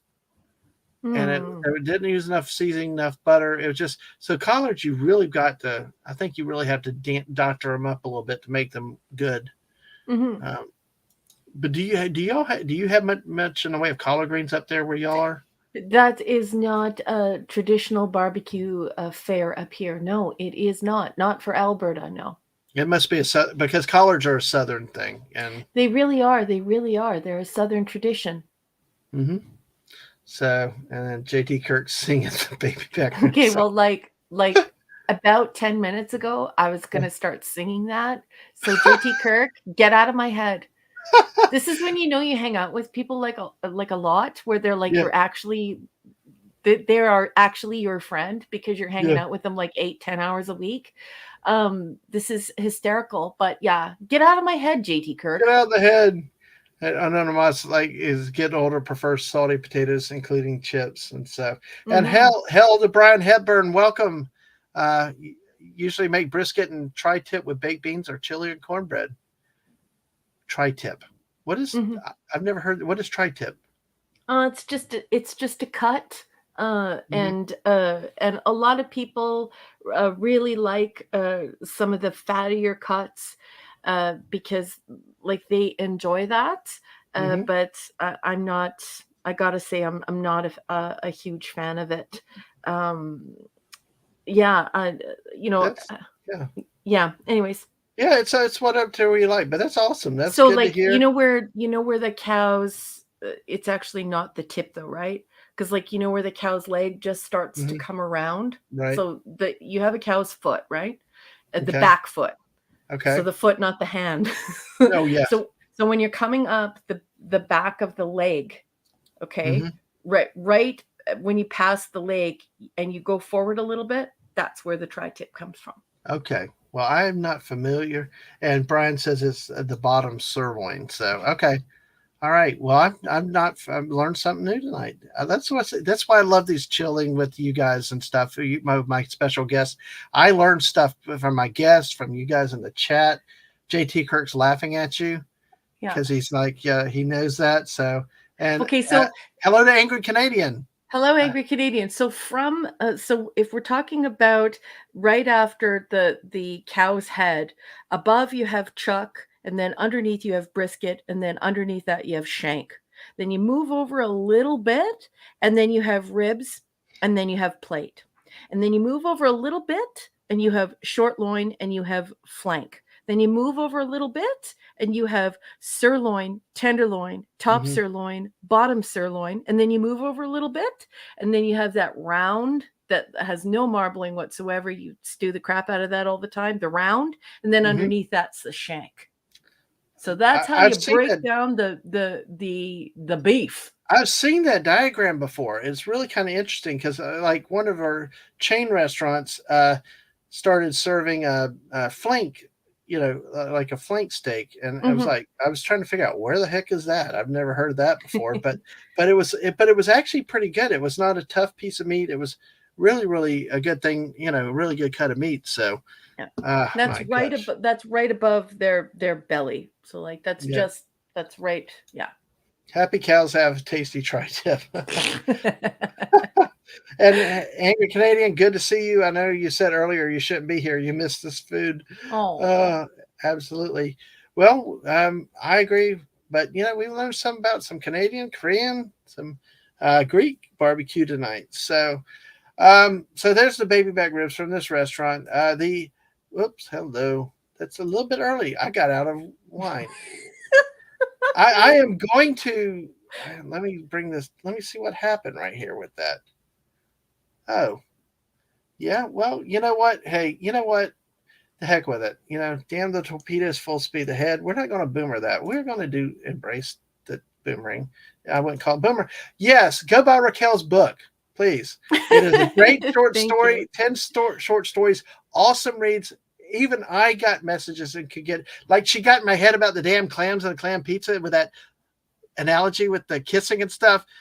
I got everything with this book tonight, and this was awesome book to read to go see. And we're going to pitch it again. And hell to you, OC Dobbins. Welcome, my friend. Hello. Good to Good see you. evening. Good to see you tonight. So, absolutely, and we'll see more about that. This is what the missus had last time we were there on that same trip. This is the barbecue chicken, the dark meat, and a 3 rib combo Oh, with the nice. fries and the baked beans. And baked beans are a big side that we have down here. Um, you know, in terms of the barbecue chicken, there's smoking, there's put it on the grill. Mhm. Uh, there's a question about, do you like dark or white meat? Do you have preference on chicken, white or dark? Well, ever since the vid, I have seen a significant drop, a noticeable significant drop in chicken quality. And Mm, so I'm not really enjoying chicken these days. it's tiny. It's And tiny I, also. it's also, it's like chewing a boot. No matter what you do with it, you have to. I've never been in a position before where Oh, I've looked around at my sorry, family and I said, boomered it again. Sorry. There you go. There's the picture. "Oh, that's lovely." So she had Yes, the beans, she had the beans with the fries. chips. The dark ribs and ribs chicken. and chicken. Yeah, that dark Nice. meat chicken. So I'm So sorry. Go yes, ahead. so ever since the vid, the chicken quality here has been appalling. Even Mm, at my local Costco, I yeah, made a formal complaint. So, and I've been, asking around, and everyone else is experiencing it as well. So, I'm not absolutely. really enjoying it, but I do like the white meat. I Okay. really enjoy the rib or the keel. Okay. I'll take the rib or the keel any day of the week, and I really like it with cherry barbecue. I like it with Okay. cherry smoke. I Okay. think that cherry smoke chicken keel or Hmm. rib is just mm, yum yum yum. Awesome. Awesome. Anonymous, good to see you. Thanks for coming by. Catch it later, what you didn't see if you want to. But hey, have a good night. We'll Good enjoy night, the friend. dinner. Nice to see you. And thank you, JT Kirk. I did not, I do that all the time when I try to get screens up and down. So I appreciate it. So That's I because didn't even, JT's in the audience saying, "Where's the goods, Dad? Man, where are the goods? Show me the chicken." I know. I just, all he needs to say is a damn it mark in there. So He will. Don't tempt him. exactly. Well, the missus is not a fan of smoked chicken. It's usually too dry, but like this was, Yeah. was good. It was quality. But to your point is, I do think you're right because I noticed like at the chicken restaurants, the Popeyes, the KFCs, even some of the barbecue places, this chicken was good size. One place I've gone to locally, it was like hen legs size, Yeah. and the size is going down. And to me, the size is a reflection of the quality too. So there's a damn it, Mark. So, Well, but I don't yeah, mind the size, like, because I don't oh mind having, like, the organic chicken yeah. that Well, definitely has smaller keel. I don't JT, mind that. It's JT just say JT saying that there was a massive culling of chicken and turkey last year yes. from a bird flu, so it's Yeah, lower supply. Oh, wow. yeah, and they used a lot of the eggs, for making, vaccinations, right? So And hell, the AFK Bard on the way to bed. Sorry to live. Thank you so much. Yeah, yeah. Hey, keep the show on while you go to bed, and you can go to sleep with visions of food in your head. So, but hey, yeah. thanks for coming by, friend. Thank you for joining us. Absolutely. Well, before I go any further, let me do this. Let me check on our poll real quick. All right. Okay. Let's see where we're at with this. We got 8 votes. Oh, we got 8 votes. And where are we going with this vote? How's the vote going? Who's It is winning? going. Actually, salads are winning I knew it. with 50%, fries at 25%, mac and cheese and corn on the cob bringing up 12%. Yeah. So, People so really like to be able to eat more meat. And the only way that you're going to be able to eat more meat is if you cut through the richness of the meat and you cut through the meat sweats. And the only way to do that is to change mhm. the chemistry and add some salad there. Good for you, everyone. You You're know not what's only are you eating healthy, but you're going with these beautiful flavor profiles and making the most out of your barbecue experience. what's funny, and when you mentioned the word meat sweats, Yeah, well, there's a people. story. There's a story with that. I've got a story for every. Oh my god, I'm like my dad as I get older. Oh no. It's like, you know, he'll be gone 25 years this year. And just as I get older and I think about him and things like that come back, I mean, it's like I embarrass my kids because I go into places, people know me, and it's just like out of nowhere. They're like, what? That happened with my dad. But, it's just, uh, but you know, my kid, like I said, I was sounding like him because I got a story for everything. Well, my oldest kid, when we would play ball and stuff, and then we went to a place with prime rib after the game, it was like, uh, it was a roast beef, so you had to have an au jus with it, and so I called it au jus. Kids like just started calling it the meat sweats. Yeah. Wanted meat sweat with it. So it's like, what? What the heck? That's meat sweat, but yeah, and Well, prime meat rib. sweats meat sweats are because, protein is really hard to break down. Yeah. So if you eat more than, let's say 3 ounces of protein, Hmm. um, your body is gonna start to process it.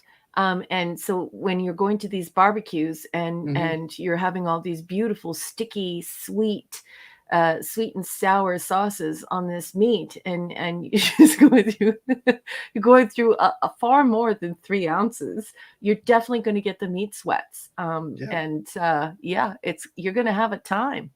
absolutely. So I'm going to leave this poll up for about another 5 minutes, and then I'm going to flip to something else, a different poll soon. I got to start comment here. Here, this is actually, I'm going to bring this one back a little bit later. But hey, let's see what else was at, there's the other thing. We'll come back to that definitely. Oh, crit. I did it again. Y'all get to, here we go. I've learned how to do these things, It's kind of dangerous, Raquel. It's kind of fun getting, there we go. And let's do that and that. Ta-da! All right. This was their brisket. The Oh, beef brisket with green beans and the slaw that they had there. So really looked really, really good, but it was not mine, so I couldn't grab it. So yes, I rotated the meat, Lisa. Okay. Oh, but yeah, I mean, it's like everything looked good. I mean, the quality of the meat when you look at it, and you should be able to look at it and see. Um, it should be appetizing or enticing when you look at it. It should be something that you want to eat, and um, those type of things. So, you know, do you have a particular of like a American barbecue? There's like the ribs, chicken, pork. Do you have mhm. a particular favorite meat that you like when I you? do. Okay, I go ahead. if we're talking American barbecue, we're Hmm. definitely talking Texas. Okay. Yeah, yeah, Texas barbecue, I think is definitely the way to go. And I make no preference for any meat. No preference for meat, but I definitely. don't have a preference for meat if it's done properly. I Mhm, think that your pulled pork and your brisket should be as good as your chicken or your giant turkey legs mhm. or your salmon, whatever you're doing, shrimp, uh, anything like that. I don't have a preference. Yeah. Well, Somebody asked in the chat, what's the difference between Kansas and Texas barbecue? I know there's a rivalry. Yeah. So with Kansas, you're talking like a tomatoey kind of uh, base more. But mhm, if you really want to like make a distinction that won't upset people, that is entirely accurate, it mhm, really boils down to woods. So what it gets smoked with, how it gets cooked, and then spices. Okay, mm, so Texas is going to have far different spices than Kansas, and they're going to have different woods for smoking, and they're going to have different techniques. So I enjoy the mhm, Texas barbecue, and everybody already knows why, and that is because I absolutely love Mexican food. I think mhm. Mexican food, especially Mexican barbecue and Mexican street food, is just, to me, it is the freshest, most invigorating, stimulating, dynamic food that you can eat, and it's so good for you. They have so many beautiful things, and Mhm. make everything taste wonderful. So definitely, like Texas. In Texas, you don't have to have you don't even have to have sauce Right. on your ribs. Well, You can have that's baby backs in Texas, and all anybody puts on them is a dry rub or even salt and no. pepper, and See, I, and they just use wood to flavor it, right? So I I agree with that. To me, I'm sorry to cut you off, no, no, you go but ahead. but yeah, the miss and I are like when we go steak, we don't want all the crap. I mean, putting sauce on meat and stuff like that. Barbecue restaurants, same thing too. The meat should sell itself. I mean, the meat should speak when it's properly done. You shouldn't need to cover it up with sauces, and we Yeah. that's how we believe in. Well, And but at the same time, though, I don't want to say anything bad about Kansas, because I oh got no, to tell no, you, it's got that tomato yeah, sauce, okay? yeah, But that sweet and spicy sauce that Kansas is known for, hmm, it could turn into a drug where, like, no matter how you prepare the meat, you want to hmm, you want to dunk your whole face in that sauce. yeah, So there's something to be said for the Kansas that sweet and spicy tomato based sauce. That's some good stuff there. And the way they do burnt ends, and Yeah. they specialize in the brisket, and and that's really good. But just for me personally, when Yeah. I'm thinking about barbecue, I'm thinking, oh, take me to Texas. Well, to me, yeah, I see. I'm a dark meat kind of guy for the chicken, and I like the sauce I like my sauces, but I've had to learn to moderate them too. Hmm. And I'd rather focus on the meat itself. But when it to me, a good meat should not have to have No. sauce. Yeah, because I've had to bury dry chicken in Yeah. sauce because it's the only way you can eat it. That's what I'm Yeah. talking about because of all these tastes. But see, down here where we have it's all this the damn Carolinians came in somewhere years ago because we didn't have that mustard. Well, we had local mustard stuff, but then all of a sudden Carolina had to get its name thrown out. I never knew there was a distinction with Carolina, but that Carolina mustard sauce. But it was kind of funny. I kind of like going to like it. I'm kind of like I like a little bit of all the sauces, in a way. I'm actually going to close our poll right now, Okay. and I'm going to come up with a different poll to see what we got. So everybody, if you haven't voted, we got 10 votes already. Uh, I think some of you out there may not be voting, but hey, thank you for having voted. So on that note, we'll close at 5, 4, 3, 2, 1, and we are closed because we had 10 votes. So, which means salads got 4 votes. The hot or Nice. cold wins with 40%. Fries on its tail with 3 votes at 30%. Ah. Corn on the cob 20%, 2 votes. The mac and cheese got 1 vote at 10%. So hey, how about that? Yeah, it's cool. JT Kirk says, "Can't yeah about the Carolina sauce. I just Mm-hmm. wanted you to know, JT Kirk. I go through spells where I crave that mustard sauce, that hot mustard sauce. Oh, it is good, good, good. And definitely, I think McDonald's ripped that off. We have hot mustard sauce in Canada. I don't know if you have it in the United States, but dunking your nuggets in that is good. And Angry Canadian says, but I love Mm-hmm. sauce. Angry Canadian, that is so true.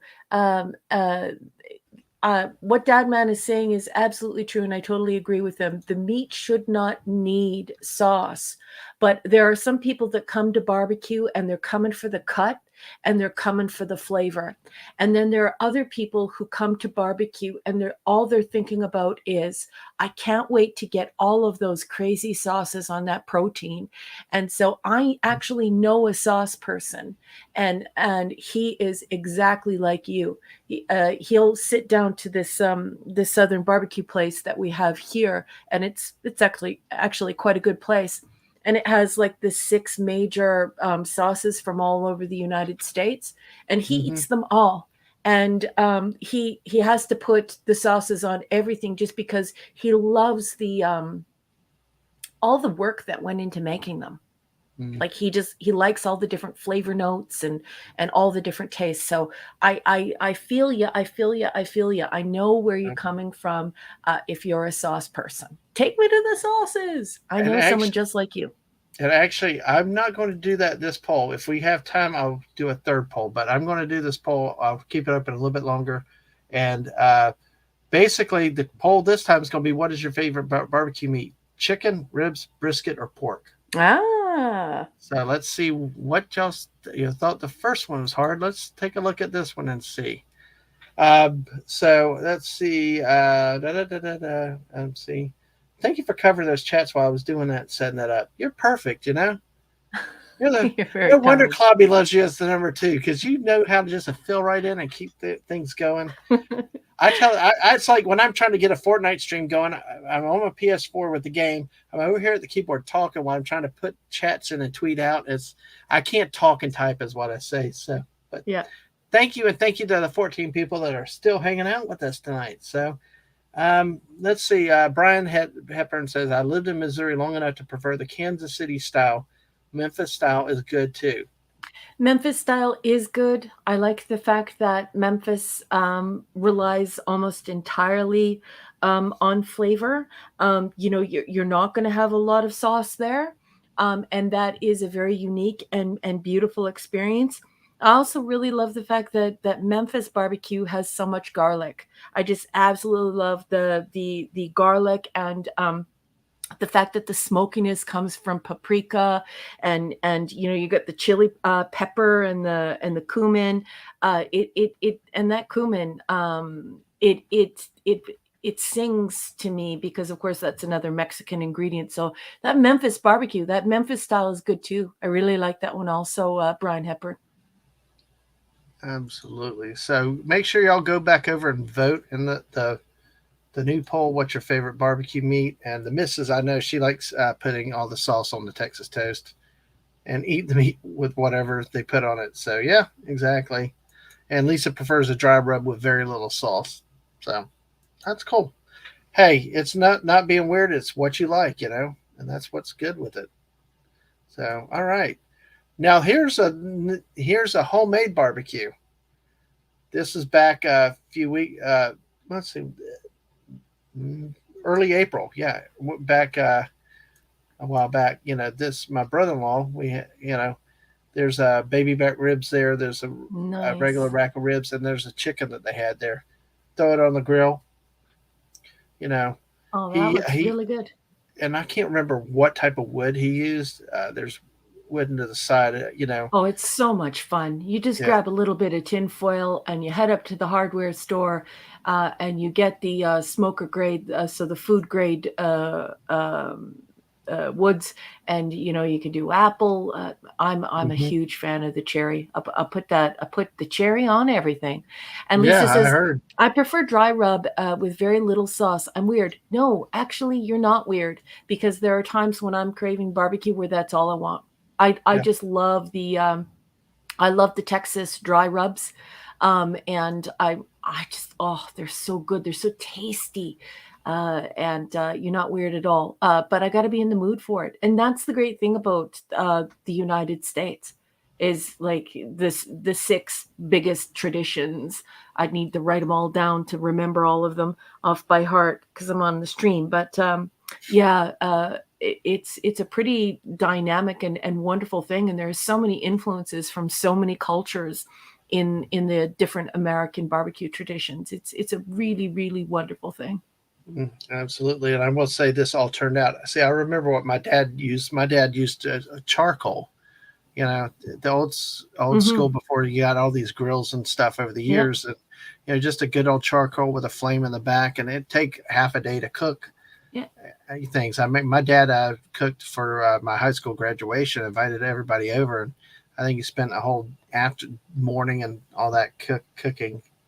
But you know what? And also time, you know, we're also in a hurry and want to rush things. But you know what? A lot of this stuff is the slower it's cooked, the better it turns out.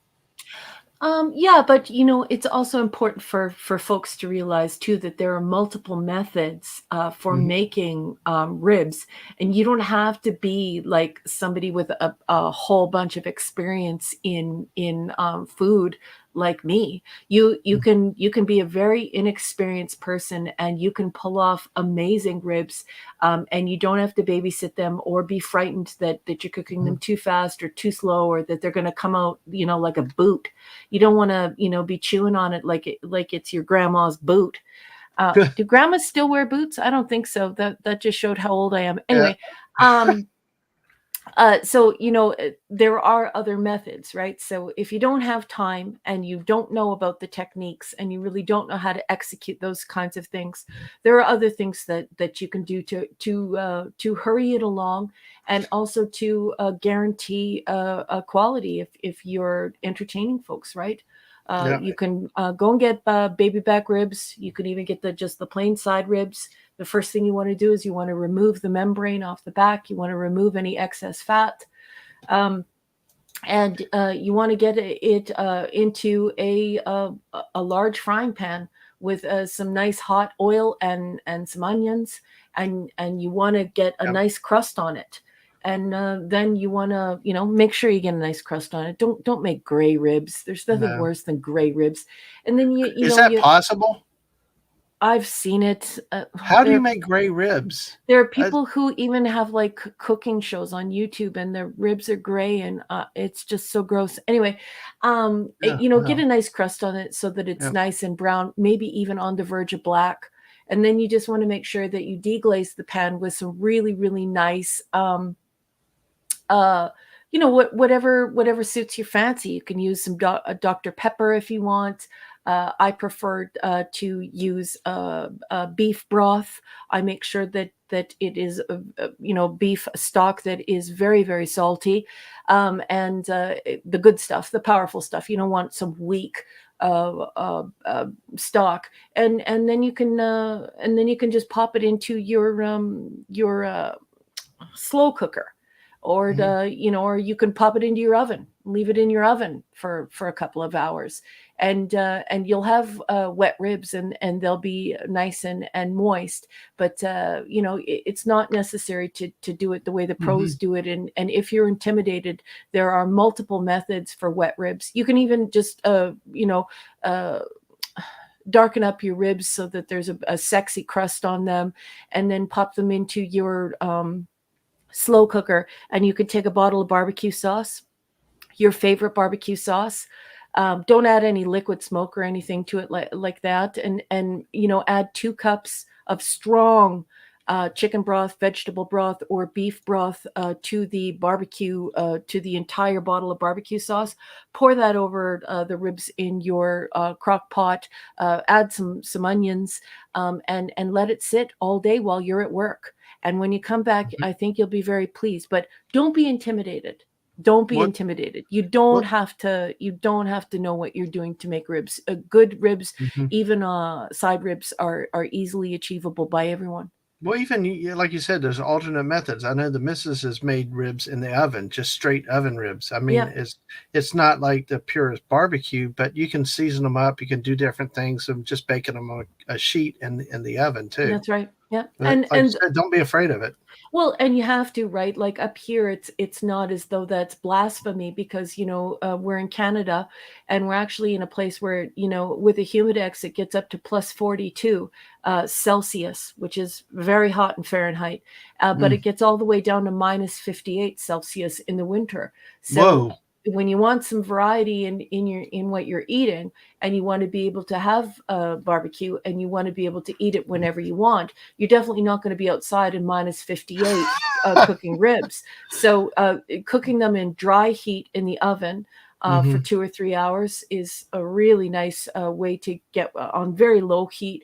Is a very nice way to get a very sexy crust, nice, tender, good tooth to the meat. Um, Excellent, exquisite ribs.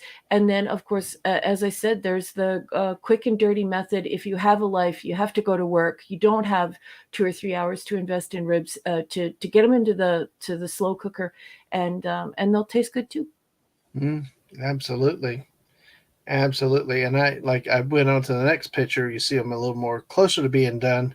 Yeah. That's here. So that and what's good with these type of situations is you look at let's see. Oh, wanted to say earlier. Lisa said if she's ever a grandmother, she would wear boots. So there you go. I love you, babe. Yeah, the gray ribs apparently are not a favorite out there. I have to YouTube that one, but what we Yeah. did this day, we were the missus and her sister were canning all that stuff that I was talking about, all the zucchini and all that leftover stuff. Hmm. One good thing with barbecues, it's a good way to do just get together as a family, even if it's not a big. We think of barbecues as the big backyard parties, and we talked about like the Greek setup, but like you come around together. Just even on this particular barbecue just happened on a whim. You Yeah. know, everybody was busy trying to figure out what to dinner. Guess what? We did it. You know what? My brother-in-law, a few of us got to hanging around together while everything's cooking. And that's kind of what I view with a barbecue is not just the meats and the sauces themselves. And by the way, I'm going to close the poll in about 4 minutes and run one more poll because we have till about 12:30. Uh, we have about another half an hour with Raquel. I could talk with you forever, but I know you're on a time frame too. And we're having a Hey, blast of time. I'll What? come back. Okay, I know. Doesn't Hey, have to be but it doesn't have to be the last for you and I. You're my bud. I know. Hey, I love it. You got to. Hey, I'll let you pick the topic. If there's a topic or something you want to do, I'll host it. I'll do all the work. You just name it. But yeah, Anytime um, you wanna hang out, I love your beautiful family you know, we're all friends. We're all in the absolutely. same crew, so, Well, you know, this won't be the last of it. well, thank you. I look forward. I consider that a high honor, and I appreciate it. The heck of it. And Oh, the because, like honor I go said, on. it was great to have you on with the book.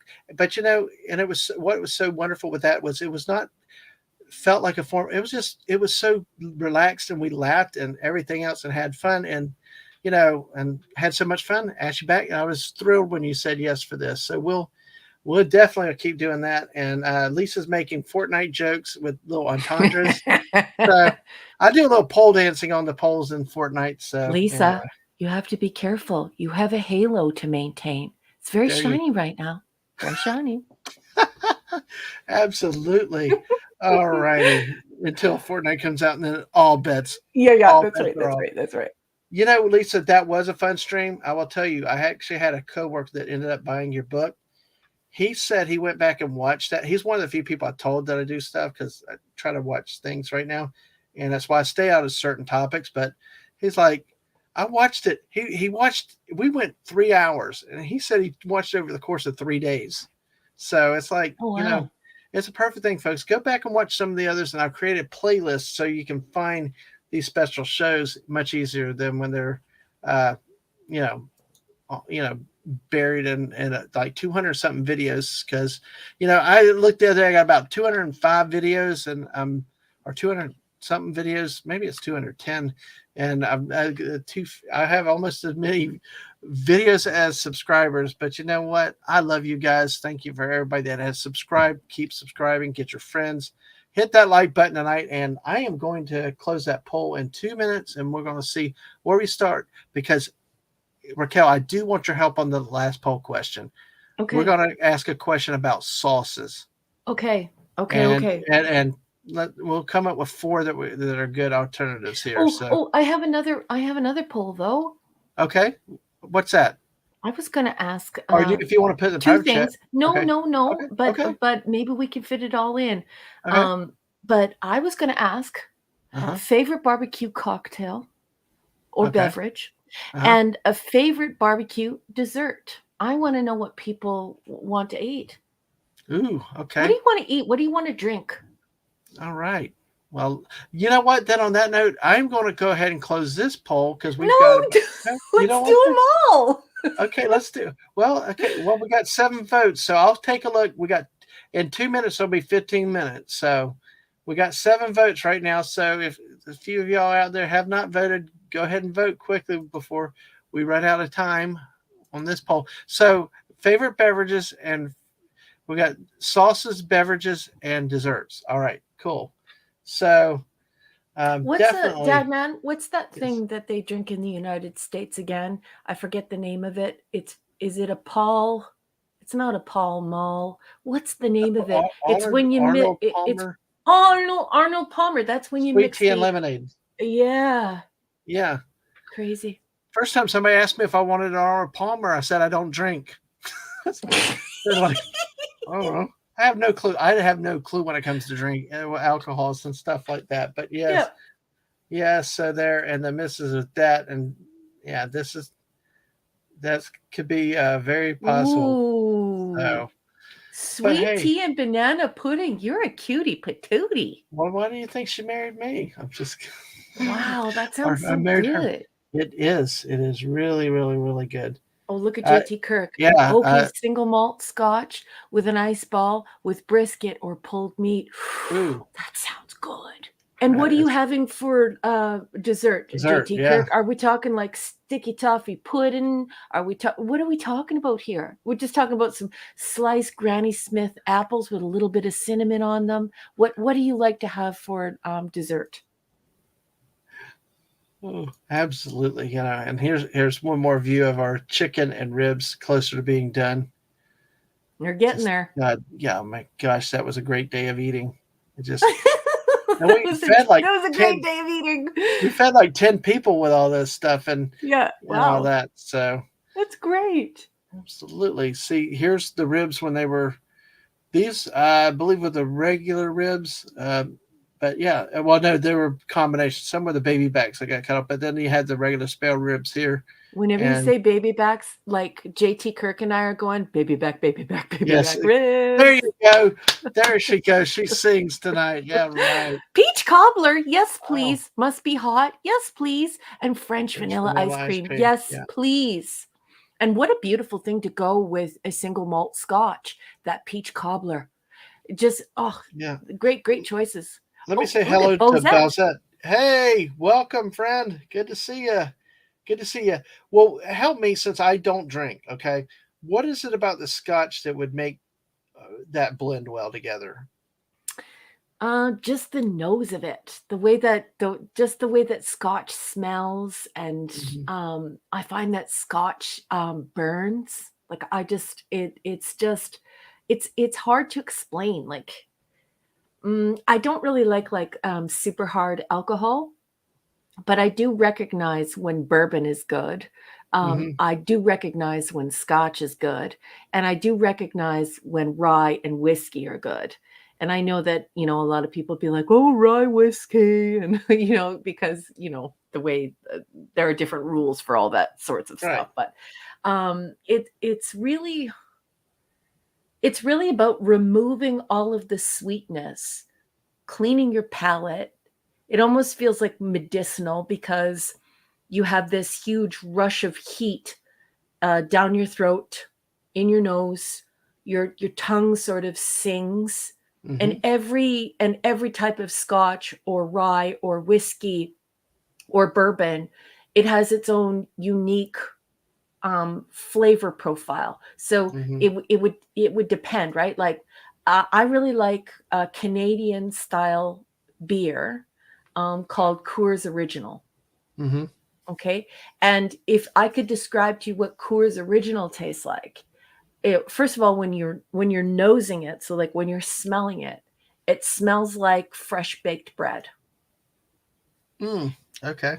and then it's very crisp, so it Okay. quenches your thirst.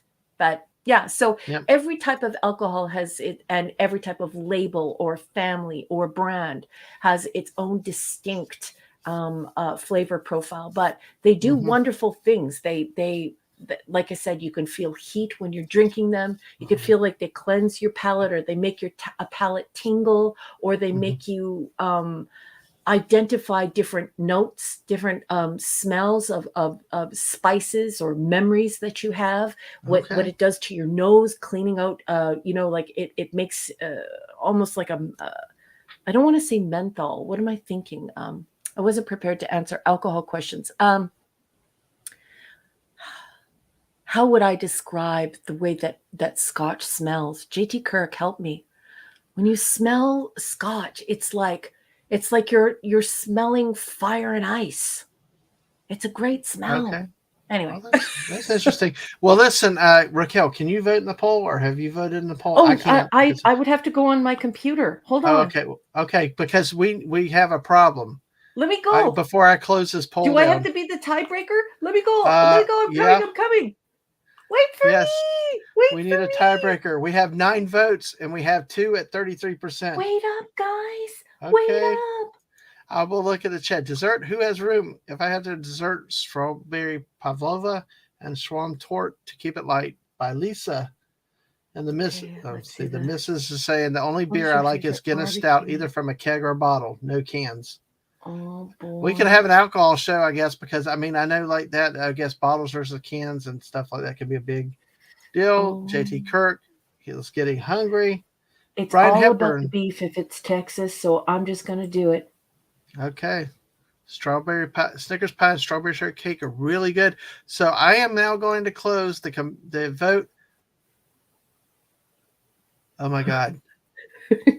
You just, Did I make it worse? Did I make it worse? we went from having two at 33% to having a three-way tie. So I didn't help at all. Well, I'm going to close it in five, four, three, two, one, only so that we can get to the drinks and the dessert poll. So we are closing it here. What is your favorite barbecue meat? Ribs at 30%, brisket at 30%, pork at 30%, and chicken at 10%. Nice, nice, nice. Oh my Bozette gosh. Guinness is very, very good. Would you rather have the beverage or the dessert first? Let's do bevies. Okay. Bevies. Let's do the bevies. Okay. All right. This is where I'm typing, can't talk. Right. So basically, folks, I'm going to keep this open for probably about 10 minutes just because, we, about 10 minutes on this poll. So vote quick. Uh, so what? Obviously, sweet tea is going to be one, especially for the South. Uh, what other beverages would you? What are you wanting? I mean, I'm not familiar with the alcohol type thing, so I Yeah. mean, or Yeah, I guess I I guess I love should say. Texas lemonade. I love Texas Okay, lemonade. what is that? Is that a? It's a lemon cordial Mm-hmm. with triple sec and bourbon. Shoot. I'm ending What? that What? poll. Oh, you put it too? No, I hit it too fast. I hit ask your community, and I only got two options on. So, please. Hello. Well, All look at right. this. Mrs. Dadman likes beer. I also love beer. I'm not a heavy drinker. I can only have one Mm-hmm. or two drinks because Yeah. I'm just like I'm too small and I don't like the feeling of being too inebriated. So Right. I'm a two drink maximum person, but I really do enjoy beer. And Lisa, I also like wine. And I love Guinness, Bozette. I love Yeah. Guinness. Okay. And then we need one more. Just Bozette says Sweet. he dad man did again. Yes, I did. I specialize in that. Okay, so sweet tea, Texas lemonade, beer. You want to just go with just cocktails, or Yes. Yes. okay, Cocktails all or right, highballs. Yeah. okay, all right. So sweet tea, Texas lemonade, beer, and cocktails. And now y'all are being asked. So go vote. Like I said, we'll keep it about 10 minutes so we can get the desserts in. So all right, thank you. All right. Let's see. Yep. Even Scotch is hard to describe. Fire night is a good way of thinking about it. Okay. Yeah, right? Like it's Yeah. more sensation than taste, right? Yeah. JT Kirk. Like Yeah. sometimes it's taste, but Yep. it's also sensation. Any kind of refrigerator pie is good. Yeah. Ooh, lemon ice box, lemon Nice. meringue pie. We got a beer. We got a wine. Balzette says Guinness or Angry Orchard. Gotcha. And yes, and I did. Yes. I All like right. this comment. JT Kirk says, beer at a barbecue takes tummy room away from having more meat. JT Kirk, I believe that you and I are related in another life, or you're my long lost cousin or something. I swear, are you in my family? JT Kirk, I totally agree. That's why I don't do the beer. I do that Texas lemonade. I got Yep. introduced to that at our southern barbecue place here, the one with the bourbon, the triple sec, the lemon cordial, and Mm-hmm. the little bit of the club soda at the top, with Mm-hmm. a dried slice of lemon on as the garnish. Oh my gosh, dangerous! So good. Yes, so that's interesting. Like I said, I don't drink, so I'm like, this is other people's warehouse. I know, but I know that I know when barbecue that my brother-in-law might have a beer here or there, just Yeah, sipping on right. it. So yeah, exactly. Yeah, Yeah, but it's not like that's the center of, yeah. you It's a know what I mean? complementation. It's complimentary. It's Yeah, like a time to relax and to have it something. Just sit it back can't and be the focus for me, otherwise I'll want to leave. If I show up at a barbecue and the focus is alcohol, I'm I leaving. got a relative that's Bye. got that. I got a relative with that with margaritas, So exactly, So you got to be careful with it. So Yeah. let's see what we got. Oh! So let me get this. Is I'm proud of. Guess That who made this? is that mac and cheese with bacon on top? No, it's actually baked beans. Get out of town. Yes. Guess who made it? Mrs. Dadman. No, I did. You did? Yes, That's great. I did. Was Yeah, it I had to. yummy? It was well. I'll show you how yummy it was. But I actually got a bug up my butt because the ladies were doing all the canning and jarring and stuff. My brother-in-law was doing the meat, so I'm like, hey, let's just why not experimentate? So, it just. Oh, JT Kirk said you could be related, but yeah, Right? I did this. Yes, and So what well, kind of beans did you use? I White used beans? no, I will say I used it from a can. I did cheat, Oh, but I didn't have time, and this is big for me. Um, so anything when I cook and bake it is it's big. So, but I yeah, gotcha. I didn't use like bushes because bushes have all their unique flavors and stuff like that. I No? went just with a plain type of pork and bean Okay. because what the recipe called for was pork and beans, and then it added Worcestershire sauce, mustard, several other things, some pepper and all that stuff that Mhm. you added into it. So I figured, hey, get a more like stay with the recipe, get because Bush's has like the maple bacon, all those type of things, and Yeah. and I figured I didn't know how it would go with the recipe, so I just uh, I just winged it with this, and that's putting it in the oven. That's the final product. Oh, what a great job. Yeah, thank you. And as the missus said, well, Lisa said it looks good. The missus said it was very good. So, um, No, I like her 1970s saying that I think died with our generation or is going to die with our generation. Look at this. He doctored it up and it was very good. oh, Talk about a 1970s saying. oh my gosh, where was that one? Is that That's Mrs. Stadman. I didn't see You the know what that 19th. comes from, Oh, hey? Buddy Doc. Oh, I did. It totally Okay. comes from the fact that 1970s kids were latchkey kids. We were also coming off of the, Yeah. like, canned, food, like, TV dinner generation, Mm-hmm. and so we would try and make the all that prepared food taste good, and so you would hear that all the time in our generation in the '70s. "Oh, she doctored it up," or Um, "He doctored it up." I I haven't heard remember. that in forever, and I love it. Well, what's funny is I'm sitting here looking for 1970s in the chat. I don't see 1970, but I got you now. I know the phrase very well. Yes, Yeah, right?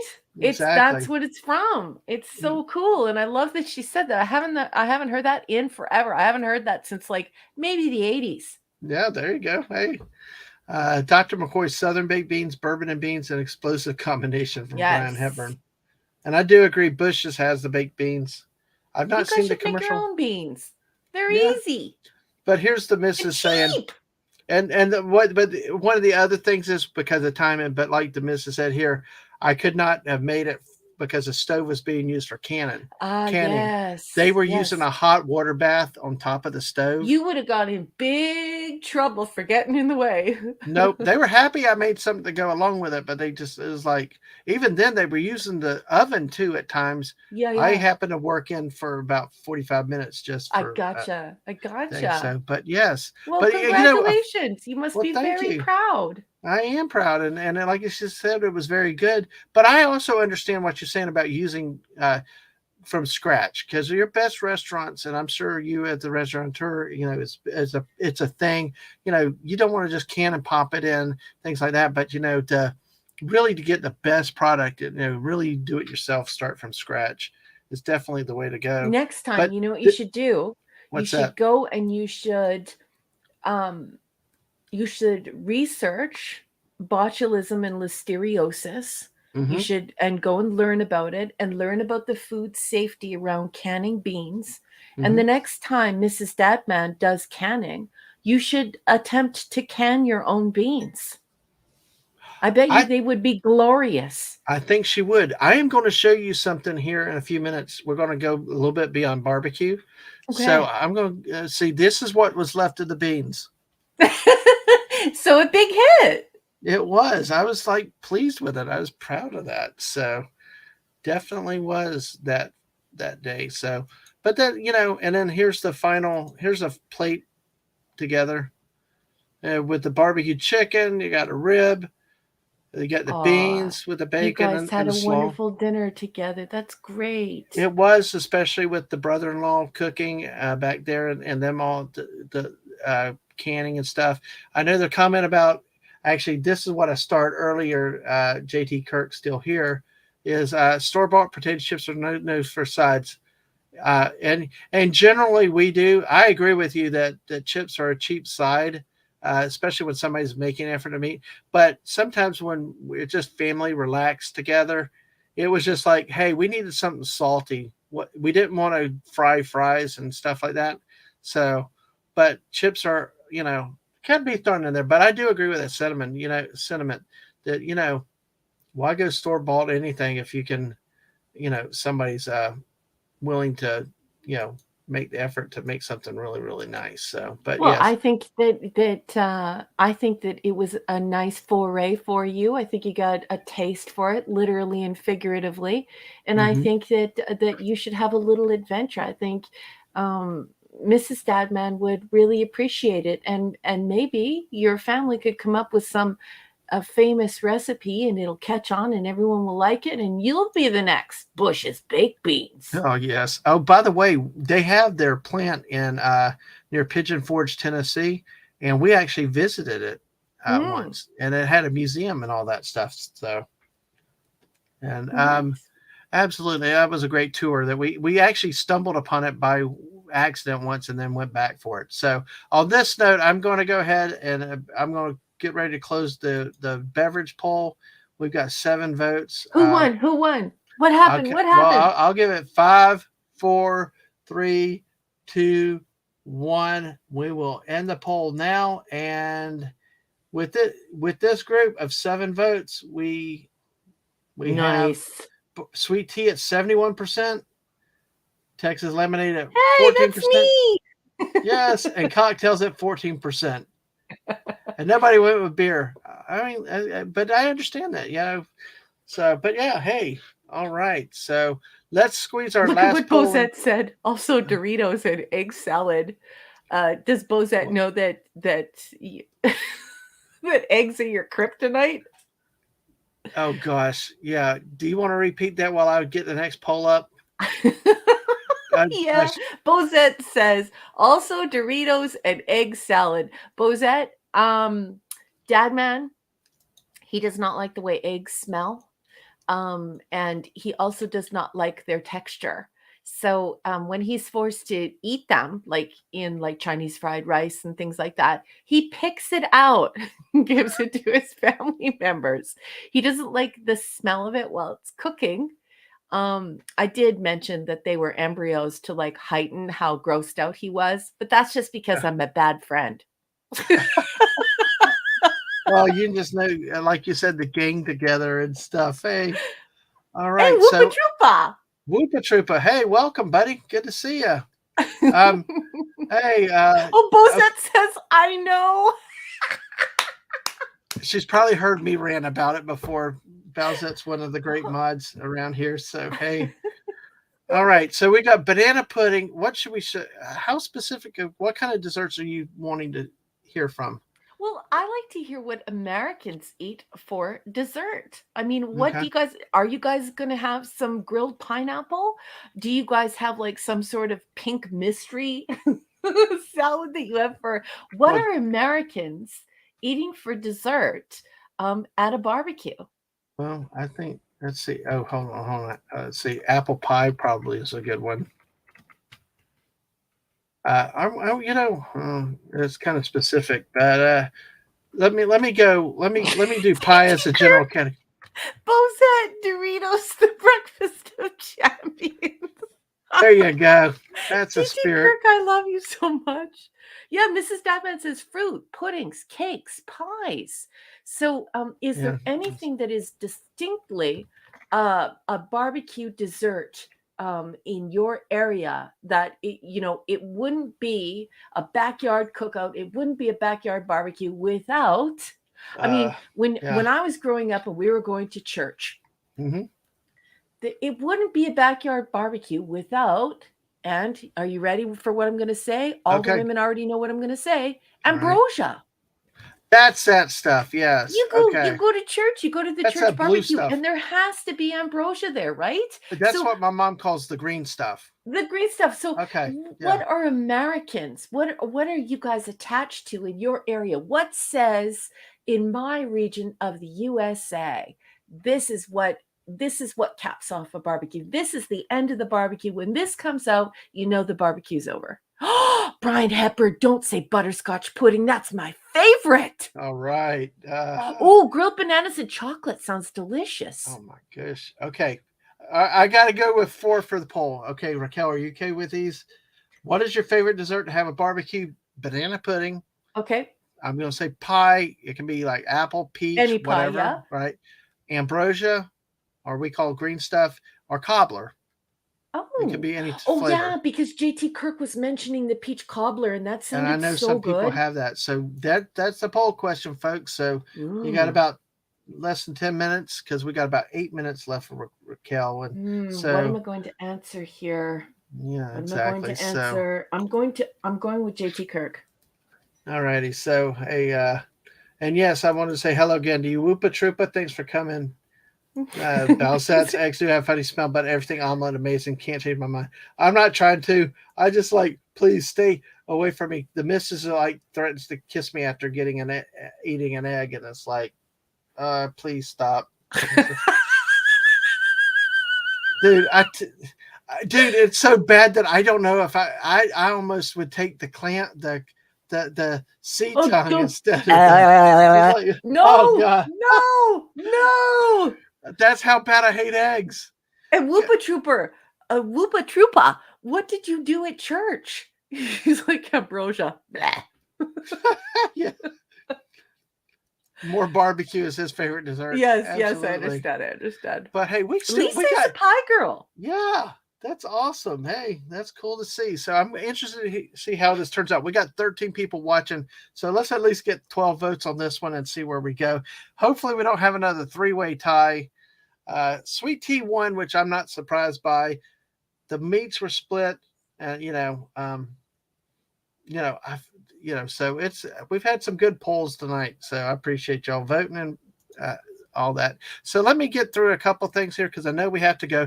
Oh, Other things oh, with hot oh, we're dogs, winning, hot dogs. GT Kirk, we're winning. Sorry to interrupt. Oh, no problem. Oh. Anyway. Yeah, Whoopa Trooper usually got lunch meat after church, so Mrs. took cobbler, but banana pudding was a close second. Really? Oh, So, nice. so let me go through a couple things that we've done real quick. See, like here's a hot dog. We had that day also. We grilled some hot dogs. That is some of the homemade relish that they made Oh, nice. with the The peppers, ladies made this tomatoes. homemade relish. Correct. It is Well, see, very, this very is how good. you go, honey. This is how you go. Yeah, we were supposed to leave some with our friend Lorena Creole And you ate them down when all? we saw her. We forgot to give her the jar we took for her. So God, You here's guys. we had such a good time eating barbecue. We forgot to leave the relish. But Oh of course, boy. I take ketchup on a hot dog. But how would you eat a hot dog? What's your perfect hot dog? My perfect hot dog is probably not a hot dog. So Okay, it's gonna be tube steak. okay, It might be Polish sausage. It might be some type of Irish sausage. It could be Ukrainian sausage. hmm So I really like I don't like any type of artificial casing. So I hmm don't like the plastic that's on hot dogs. I know that's a great American tradition, and you hear lots of chefs talking about the snap when you bite it and stuff like that. right, I'm pretty old school, and I like basically no casing. And if there is casing, I like it to be natural, so there's no snap. So right. it's it's animal innards used to make the sausage casing. And then I really love a nice Italian bun, so it's got to be a bit chewy. It's got to be a bit like a baguette in hmm texture, and I only like mustard.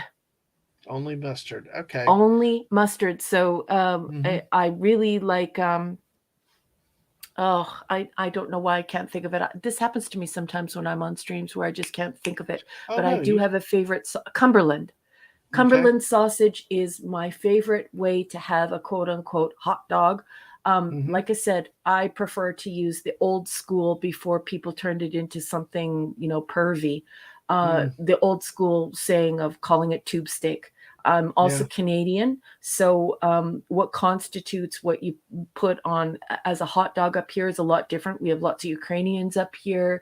We have lots of Polish people up here. We have lots of different like Greeks with lukaniko, lots of different people putting that type of sausage or that type of meat on a bun. So for me, it's going to Mm-hmm. be a Cumberland sausage. It cannot be the American style. I don't like the plastic casing. You know, Mm-hmm. they.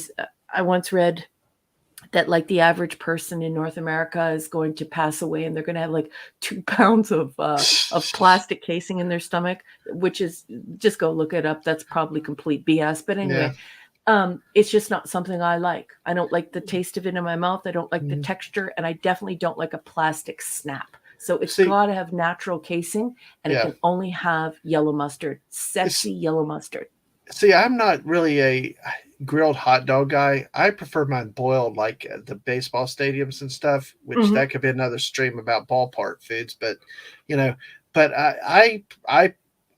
I'll eat a hot dog like I did. We had a lot of extra stuff, so we had it that day. But I like ketchup, and I ketchup with the relish was, and that relish was really really good to have, especially being fresh. And they did make from scratch, and it Hmm. was definitely a lot better than the jar Right? stuff. It really really was. It was not as sweet. It was sweet, but not as sweet, and stuff like that. And Whoopa says he loves some plastic. And you prefer boiled? Yes, I do. I do. Yeah, I do. And actually, Balzette said Polish sausage is really good for real. And It is. Mrs. says the sausage I only like mustard, but hot dogs I like ketchup and relish. Onions Yeah. is sweet. Yeah. And we got the meat sweats again. And Brian said he had linguica for dinner, and it's great with rolled mustard. So, Hmm. all right, Yeah, all right. Brian, there's a great sausage tradition all over the world. It's not just exclusively hot dogs. So, Mm-hmm, yeah, there is one place called the Burger's Priest, and I think there are some in the northern United States.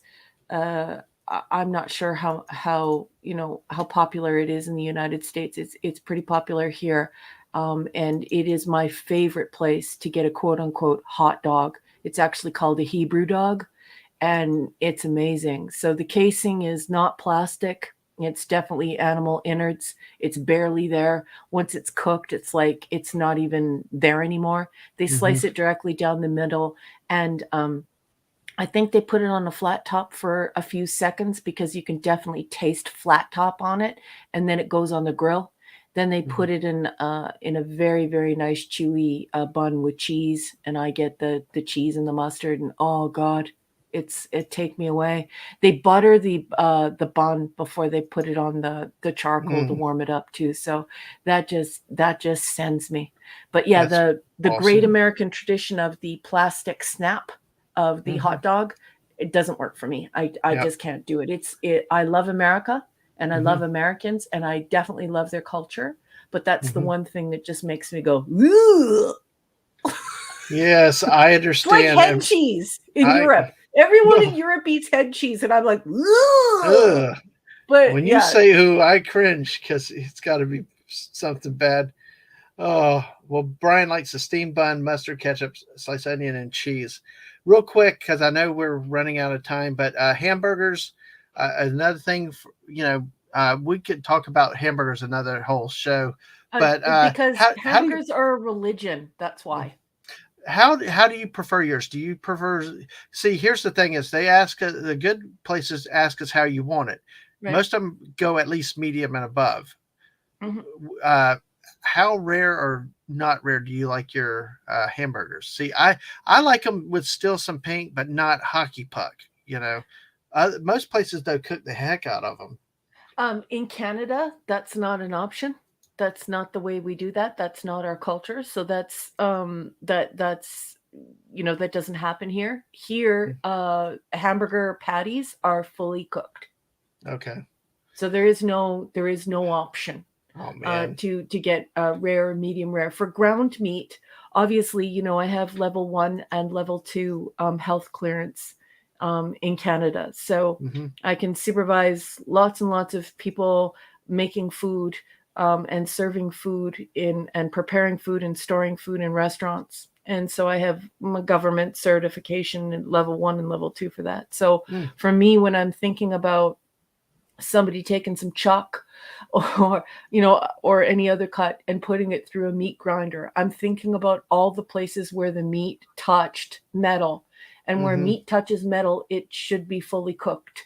Hmm. So if it's a filet mignon or a beef tenderloin, as they would say in your country, I can eat it rare. I can actually almost eat it blue rare. So I can eat it anywhere from blue rare all the way to medium. I'm Yeah. okay anyway. But I also know it's safe because where has the blade touched the meat? It's We where learned it's that being term blue cooked. rare. Learned that term blue rare recently because the missus loves her steak mooing, and trying to get it cooked right because everybody overcooks. They don't really cook a real rare. It always gets overcooked to some degree. Yeah, yeah. Yeah, So for Lisa me, says it's she's food service sanitation certified. that's good. That's good. Yeah, anyone who serves the public food should have that certification. But yeah, once again, it's very important that any surface where meat has touched metal, and Hmm. when it was raw, it should be cooked all the way, because there is that residual bacteria, no matter how clean, on the meat, and certainly we see that in pork, especially, right? So yeah. All right, let me just go through a couple of these real quick because I wanted to share these and see we had such a good time. But this is everybody's favorite okra. It's the fried version because Sick. at Sick. good barbecue restaurant, well, see, even a backyard barbecue, you get the fryer going. You throw the fries, Yeah, I the know, cheese but if stick. you bite that, There. instantly you're like, "Oh, this is my nose in December." Not really when it's fried properly. You get the right fried okra that's really crunchy, Yeah. and then you don't chew it. You don't bite it. You just throw the whole sucker back and chomp on it and No. you know. No. Yes. No. Uh, I'd rather have jalapeno. Put some oh, get some jalapenos. okay. Take out all the seeds and take out all of the innards of the jalapeno. Put some cheese in it. Dunk it in some batter and deep fry it. I'll eat that. Yep. And Brian likes it at least okra and cornmeal breading. Nope. Either one or two to be polite. Hey, it's like I won't eat oysters, but that's another topic because that's a slimy. Ugh. But yeah, hey, you talking about peppers? Hey, these are the spicy mac and cheese bites. Nice.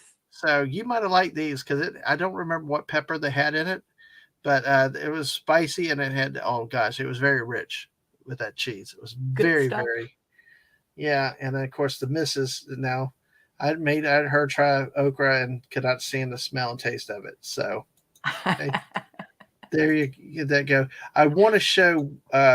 This is actually kind of funny here. This is not barbecue, but just some hot sauces I saw in a store on a busy bee on I-10. Whoop ass Carolina Reaper hot sauce, bacon hot sauce. So a I little bit would of have fun. purchased those just for the Cowboys. Oh, yeah, that's why I took the picture because it was like, hey, this is Twitter worthy. So Yeah. I uh, would have bought them all just for the Cowboys. a couple things right here. Yeah. Whoopa says whoop ass. Yes, whoop ass. Oh my gosh. A couple, and I just want to share these quick because I know we're time's up, but here, this is the result. This is only part of the result Oh, of what the nice. missus and her sister did. And this is there were two recipes of dill pickles that they used. Yes. And Rod, we're about ready to crash too. We're Good winding night, up. Rod. Good Thank you for night. Good coming, night to sweetheart. Palsat too. So but I just want to show these to you quickly. We got many, many more that I can share later, or but these are really, really cool. And we actually had Nice. spears also. Oh, So nice. the spears were really good I had the other day. So, it's That's really, also something you can do with the zucchini, and it's also something that you can do with carrots and dill pickle beets. That's a mouthful. Can you tell I'm tired?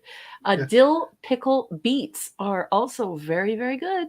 Mm. Good on a burger. All these things are very Oh, good with really? burgers. Well, we'll definitely have to talk burger specific then, because I can sense you can. Uh, Listen, burger is religion. Burger is exactly. religion. I'm believing that now. You're convincing me. I'm a believer. You're proselytizing me. I'm converting. Come to the Church of Burger. Our minister is RM Briggs. Yes. And you have a great night, Rod. I am looking forward to talking to you on Sunday, folks. So, and I'm going to talk about that show on the way out real quick when we're done. This is it, I believe, for the. Well, here's the thing. Wow. This is what we took home. Nice job. Yeah, bread and butter pickles, dill pickles, mock pineapple, uh, Nice. sweet relish back there, bread and butter. So, I think the missus counted 45 or 46 jars. So That's a you already great got it. Mexican tradition that I absolutely love for burgers, and it's something that I've adopted. But the whole idea of the pickled sliced carrot, so not the spears, but the Yeah. sliced carrot and the pickled onion, the Yeah. beautiful pickled red onion, and just the pickled vegetables. They're such a great accompaniment to so many rich, delicious meals that are very meat heavy. Yeah. Well, and the missus had some tomato and zucchini sauce and some salsa. Yeah. So it's there's a lot of stuff that's in there. So A lot of you know, hard work, but you know what? You're going to be reaping the rewards of that hard work for a mhm. long time to come.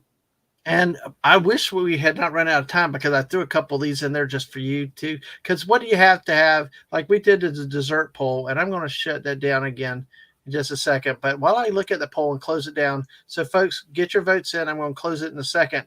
You can look at this beautiful picture here. Ooh. This is at the same place with Ooh. the hot sauces. So Oh, closing the poll. wow. 5, 4, 3. Raquel, did you vote? I did. Has anybody not voted yet? We have a potential tie, and I can't vote, but we got 8 Listen, votes. Dad man, this is not a bad thing. It just means that when we get together and we Yes, do like and we do like ClobbyCon or a Dad man meetup, we yes, all know that there are going to be plenty of fixins and big variety in the barbecue, exactly. Well, right? I closed the poll. Absolutely. Well, banana pudding and cobbler both tied at 37%, pie at 25%, and nobody likes the ambrosia, which my mother insists on making for everything. So, I mean, hey, why is it so ubiquitous?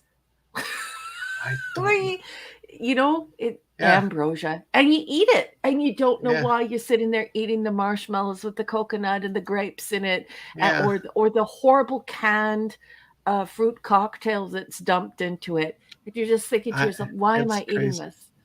I know. So we can get to go to bed on the dreams of cashew alligators, fudgy Easter eggs. What is a cashew alligator? Get in my belly. It's well, that's it right up there. I'm tuning Dave! in. Dave, hey, Dave! Dave, it's good to see you, my buddy, friend. Good to Okay, so see those you. dark chocolate haystack things, I'll take the whole thing.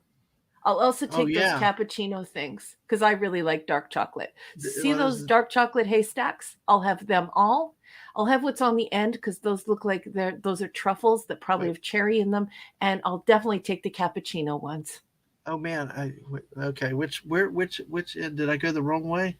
No, I'm just freaking out ordering everything. Milk Nutty Fudge Love Cappuccino. The cappuccino ones.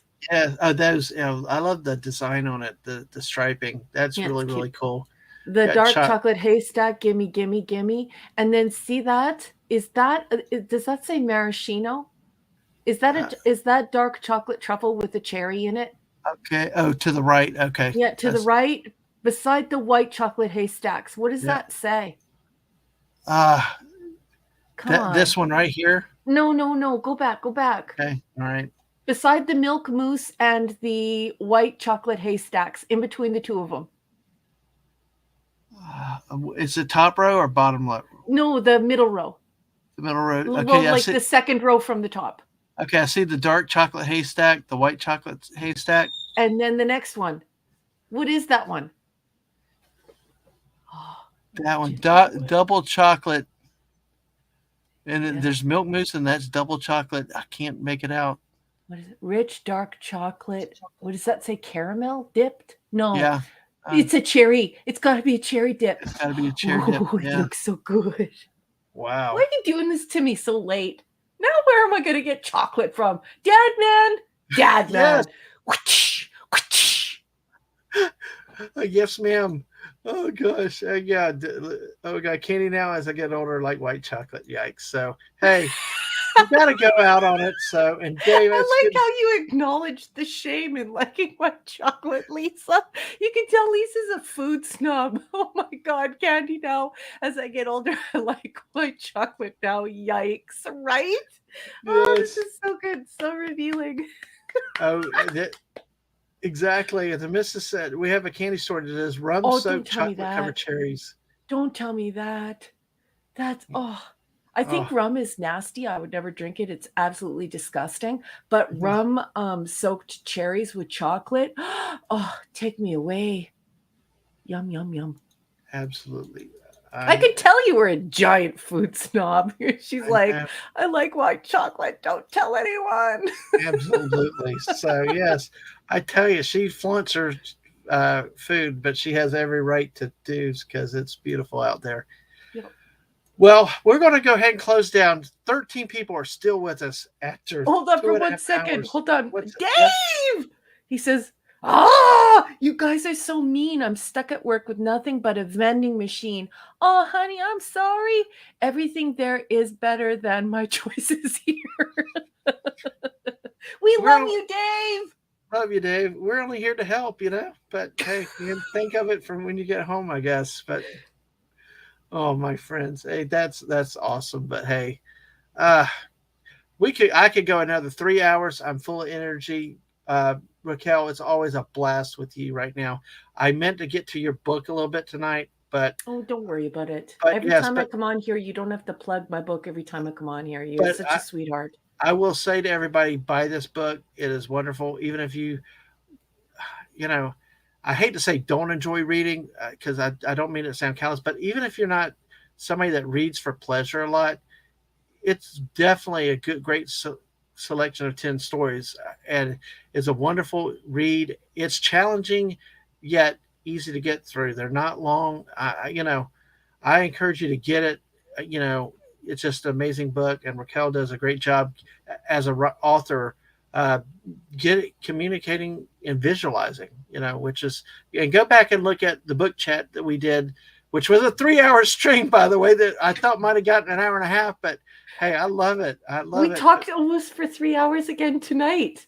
I know it's 3 hours is awesome. like our magic time. I know. Hey, I keep If talking it about doing wasn't a another. school night, if, Yeah. if it wasn't a school night, if Andrew wasn't working in the morning, I would stay. Oh, you know what? We'll have to do it one night where I can do a 24-hour stream. I keep joking about doing a 24-hour stream, but oh, Oh, the Dave, I'm so happy you have the book. hey Dave, Wish I yes, could have signed it for you. right here, right on the porch. Yeah. Oh There are man, so there's. many of you that I missed being at the book launch. I really felt like naked without all of you. My American friends have been such a huge support to Mhm, me. And, science fiction reading, science fiction it still has a pulse in the mhm, United States. You guys are, the great caretakers of that genre. And yeah, it felt weird not having you all there. I just appreciate you all so much. So you were really, really missed at the book launch. Thank you mhm. for supporting me. Absolutely, and get the book, support her. And we have the links here, a link tree. Can buy her science fiction tales, Amazon, uh, Goodreads, Facebook. That's right. That's a fan site. Sorry, I forgot to update this. This is not her Facebook page. It's a it's a fan site or run by fans, so that's not the way to get a hold of Raquel. So it's just a fan Facebook That's page, but true. the Patreon definitely is a way to support. Look Yep. for the book on Amazon. Um, is there anything you can tell us about where you are with the next volume coming up later in the year, Well, or where are first of you at on all, I things? wanna What you say can say? just because he's, like, my friend and he's leaving, and I know he actually has to, like, super, super go because he has to work, so I just wanna say goodnight to JJ Hey, Kirk! JD Kurt. Bye. I love you, and I will see you on maybe I'll see you at the clubhouse. If not, I'll see you on Saturday night. Please tell your family I said hello. Um, oh, and Dadman, I Yes. didn't tell you this, but guess who started selling my book? Who? Barnes& and Noble in the United States. Wow. Do you know that my book's being sold through Barnes& and Noble in the United States? I love No. Americans. Anyway, Hey. I am 3 stories in to the next book, which will be volume 2. And so that's what's at Patreon. I listened to all of you. You all told me, the Amazon thing is kind of messed up because you don't make any money at it. So why don't you go on Patreon?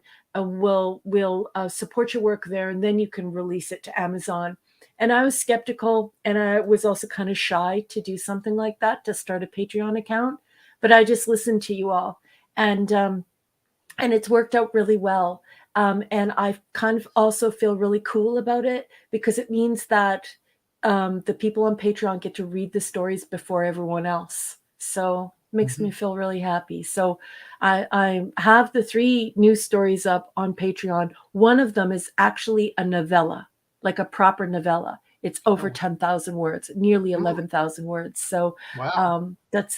and yeah, I'm taking some new directions and also exploring other relationships. As you guys know, it's heterocosmica, possible worlds. Hmm.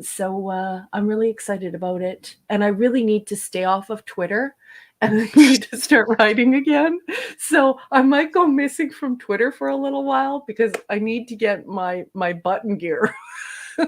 That might not necessarily be a bad thing either, but I'm waiting. I'm going to be one of those. I do have the Patreon, and you know, but I'm probably going to wait for all 10 to get. I'm going to wait for all of them and binge read because when I read the last one, I couldn't stop.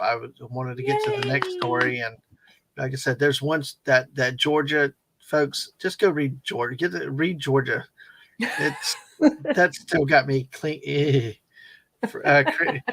Anyway, but hey, it's all worth it. So, and Lisa's out there, yeah, to get the I work. love Well, you, Lisa. I love you so much. I love you so all so much. You guys are such great friends. uh, I know some of you have to stay anonymous because of work or the other stuff that goes on the internet. I mean, the internet is kind of an insane place, but I want you to know that like your friendship means a lot to me, and I hope one day we all get to meet in the States. I hope we get to have some type of meetup party because although you are behind these names, I know your personalities and I know who you are.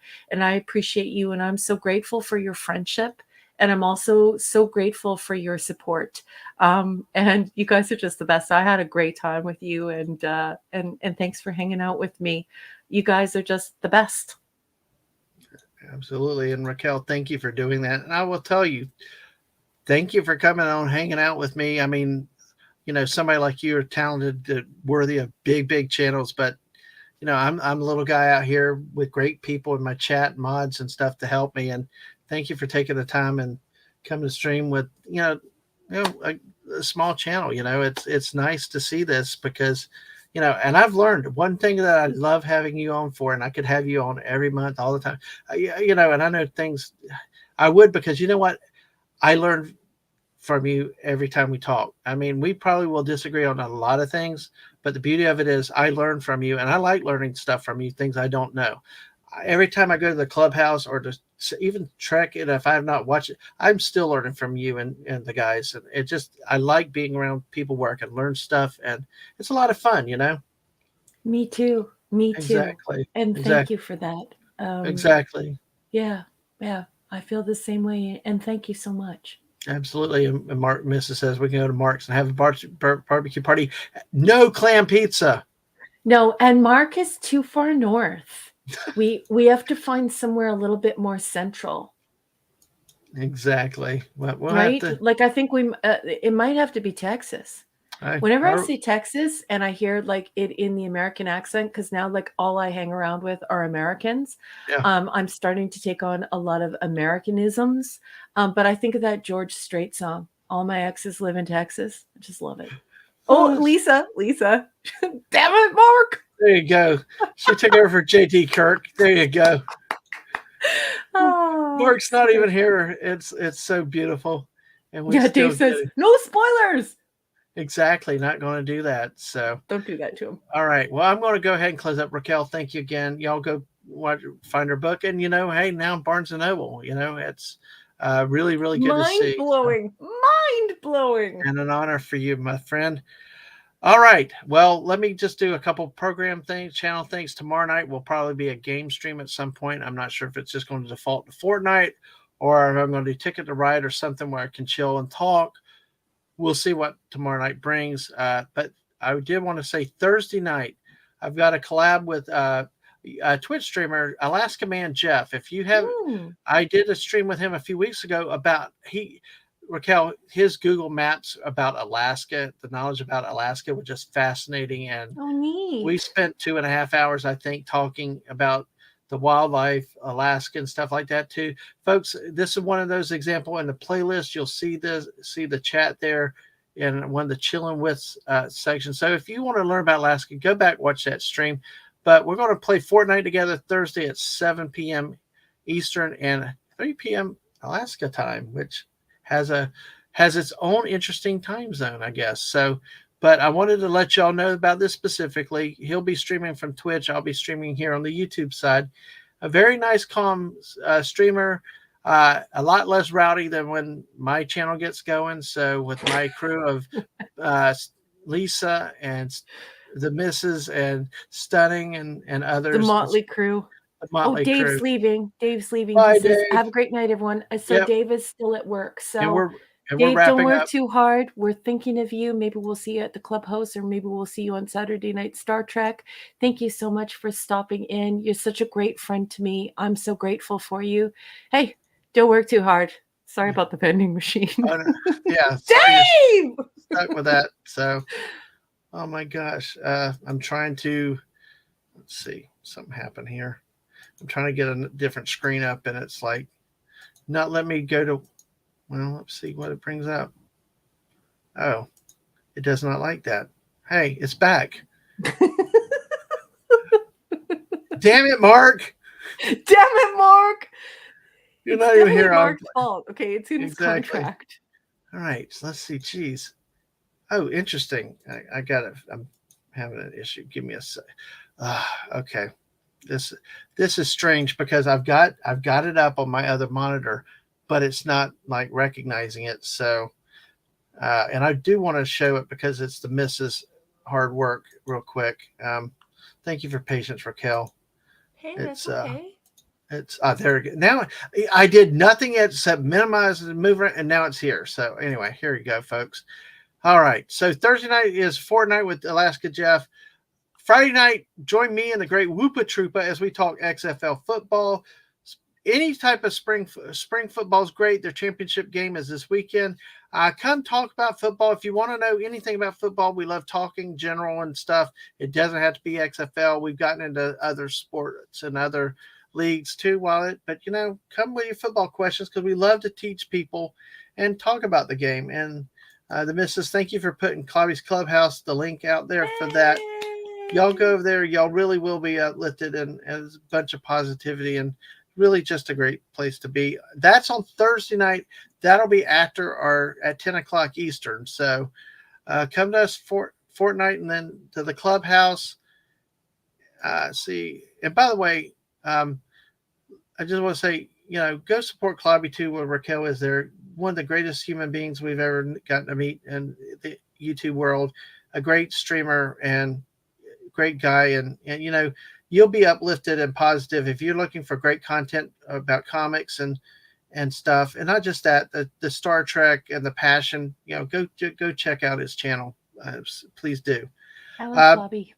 Absolutely, he's wonderful. We're looking forward to meeting him very soon. So then, after Friday night, the next scheduled show will be Sunday, May 14th, 5 p.m. with the great Rod Thunderheart. We're Yay! going to be talking trucking, so we'd love to see you here for that and learn some good things and all that we have there. And hey, Wade's back. Hey, Wade, good to see you again. Florida banana. Yeah, I'm a Florida banana, so we got that. And then Monday night, it'll be me with Sports Weekly with Dadman. Uh, you know, I what I do with this is I pick news stories throughout various sports. We've had soccer this last week. Talk about news around the world and various sports. Just kind of come. We went 2.5 hours, a really good stream on Monday night. Still working out the kinks and the logistics with it. But come join us on Twitch and YouTube there Monday night at 8 o'clock for that. Um, you know, uh, you know, so with that note, remember you can catch the live streams on YouTube and Twitch at Dadman Walking 55. You can go find our videos there on those. Look through our playlist streaming schedule. Check with me on Twitter at Dadman Walking 55 because when I go impromptu, sometimes I go impromptu with a chill chat as well as a gaming chat. So with that, on that note, folks, Raquel, thank you so much for your time. I'm sorry. Oh wait, Zach's came in. Zax! Wow, I just Hi! saw that. Mwah, mwah, Hey, mwah, Zach. mwah. All right. Well, it gives me a perfect opportunity to, hey, make sure you like that video, sub to the channel if you haven't already, but go back and watch it on YouTube or Twitch. See what you missed. Go back. Hey, even better, go back and look at those wonderful desserts again. Not just that wonderful barbecue that we showed tonight, and it's awesome. And you know, uh, go back and watch it. But Zach, thank you for coming in. I appreciate the support. Nice to And see good you, to see you. sweetheart. Thank you for being here. All right. And with that, I'm going to remove that. Raquel, thank you again, my friend. You look who else? Clubby! Captain Bobby. McCaptain! Clubby! Wow. Wow. Ricky. This is my captain and my best friend. I love him. I He's know. the I best. know. He must, his ears must have been burning about how glowing compliments we were given to him. And, you know, what's so funny, Raquel? Hmm. This has been a trend on my streams that I've noticed sometimes that when I go, I could be like 2 hours and there's so many. Then, like in that last 20 minutes, I'm going to wrap up and close. The numbers increase. It's like everybody starts coming into the party, and it's Yeah. like I'm like thankful I kept going, and I'm so great that Zach's and Clobby especially came in. Uh, oh dang, stupid! Make sure y'all hit those bells, folks, and stuff, and and everything. He was trying to wrap up. I know. Hey, that happens to me all the time, Raquel. I go to get ready to shut streams down, and more people come in. Like when I go from 12 to 15 viewers, I'm like, I, I got to keep going. I just because I mean, if Well, you this come and supports hang, the data. So there were a whole bunch of people that when people first came to streaming, uh-huh. 2 more hours, 2 more hours, Well, we'll have Dave. Dave fight the vending machine, Raquel. But people thought that if they kept their shows short and sweet, that they could retain more viewers. But Mhm. actually, some studies showed that the longer the stream, the more there was a significant ebb and flow. So people would turn it on when they were doing their laundry or Mhm. doing chores around the house or just concentrating or just lying around messing around on their phone. And there would be a significant amount of people who would stay through the whole cast, and then there Mhm. would be folks who would sort of wander in and out of the room. Mhm. And so it debunked all of that information, debunked this idea that if you kept it short and sweet that you could retain more viewers. In fact, there are two ways of using YouTube, and people really have strong preferences. There are folks who have strong preferences for the shorts, and it has very low retention, high impact but low retention. And then the longer streams that tend to build audience, build lasting relationships, and you have a pretty good time. So, Hmm. just so you know, that's what's going on. Yeah, it's just so funny. It's like every, and I've noticed that trend, and I like it because it's happened a lot lately. It's like when you go to shut down, and and at least the way I feel, especially if they'll come in, they'll stay, because usually you can see the numbers fluctuate. Like if it spikes up at the end, but then within minutes it's dropped down again. Okay, it's fine. But what I'm noticing is like you get like it creeps up to like 15, 16, and then it's like they stay there, and you're Hmm. trying to wrap up, and I'm like, if people want to stay and listen, I'll keep talking. Probably the missus is like, thank God she had to listen to me talk Yeah. forever. So, and Clobby, that's why I did tag you on Twitter, just to make sure. But wow. But hey, that's why folks also check Twitter. You'll see the latest when we go live and stuff like that. Uh, but you know what? You guys are wonderful. I mean, Dave, it's great to see you again tonight. Zach, Clobby, thanks for coming in late. Better late than never. You know, like I said, I'm just a small guy right here, you know, and you guys mean the world to me. And you guys in the chat, I mean, y'all have made a real rough year for us. Really, really fun and wonderful. And Raquel, you're a big part of that. You, Clobby, Mark, getting to know friends like you, just freaking awesome. And it's really what everything should be, you know, with what the internet should be, and not the drama, not the bullshit and things like that. And I'm proud to call you friend, Raquel. And that's not Well, lightly said. And, just you're amazing. And you're thank my you. friend too, and But I just want to say thank you. And I think you're a sweetheart, and I love your whole family, and I wish you the greatest success on YouTube, because you are building community and you are building friendships. yeah. And I agree, Zach. So once you stumble into a good conversation while leave, Isn't you he a know. sweetheart of a man? Hmm. And Zax is a very, very sweet person. Yep. Yep. I've seen Zach quite a few times, specifically over the years in the chat when I didn't have a channel and stuff, and still even, recently, Hmm. very good I've known him stuff. since my old Twitter, Oh, so I've known really? him for a while, Hmm. and he's in law enforcement. He's a big, like he's a huge guy, Oh, and really? yeah, and he's charming and really smart, and yeah, he's a very, very sweet person Oh, nice. and Oh, a that's good guy. awesome. All right. We always like that, and that's awesome. And Claude Clobbin says, sorry to be late. Go get some rest, number one. I'm going to bed now, boss. Yes. And I tell you, Claudia, I told her earlier, I can see why you got her as number two, because she helped carry me at some times today where I set polls up and stuff like that. So you're very blessed to have a great number two. But Raquel, to us, you're number one here. Thank you again for coming on tonight. Look forward to the next time we get together. We'll just find a topic. We'll have fun again. So, Right, Lisa? Right, Lisa? Right? Anyway, oh, yes, well, yes, Chadman, yes. yes, what was Lisa say? I see. What I've learned is the StreamYards is behind the YouTube. So, and I'm looking at the StreamYard side. Yes. Oh, the great shoulders. I gotcha. Well, I guess it's not a big deal. Lisa's talking about my polls earlier, so that's okay.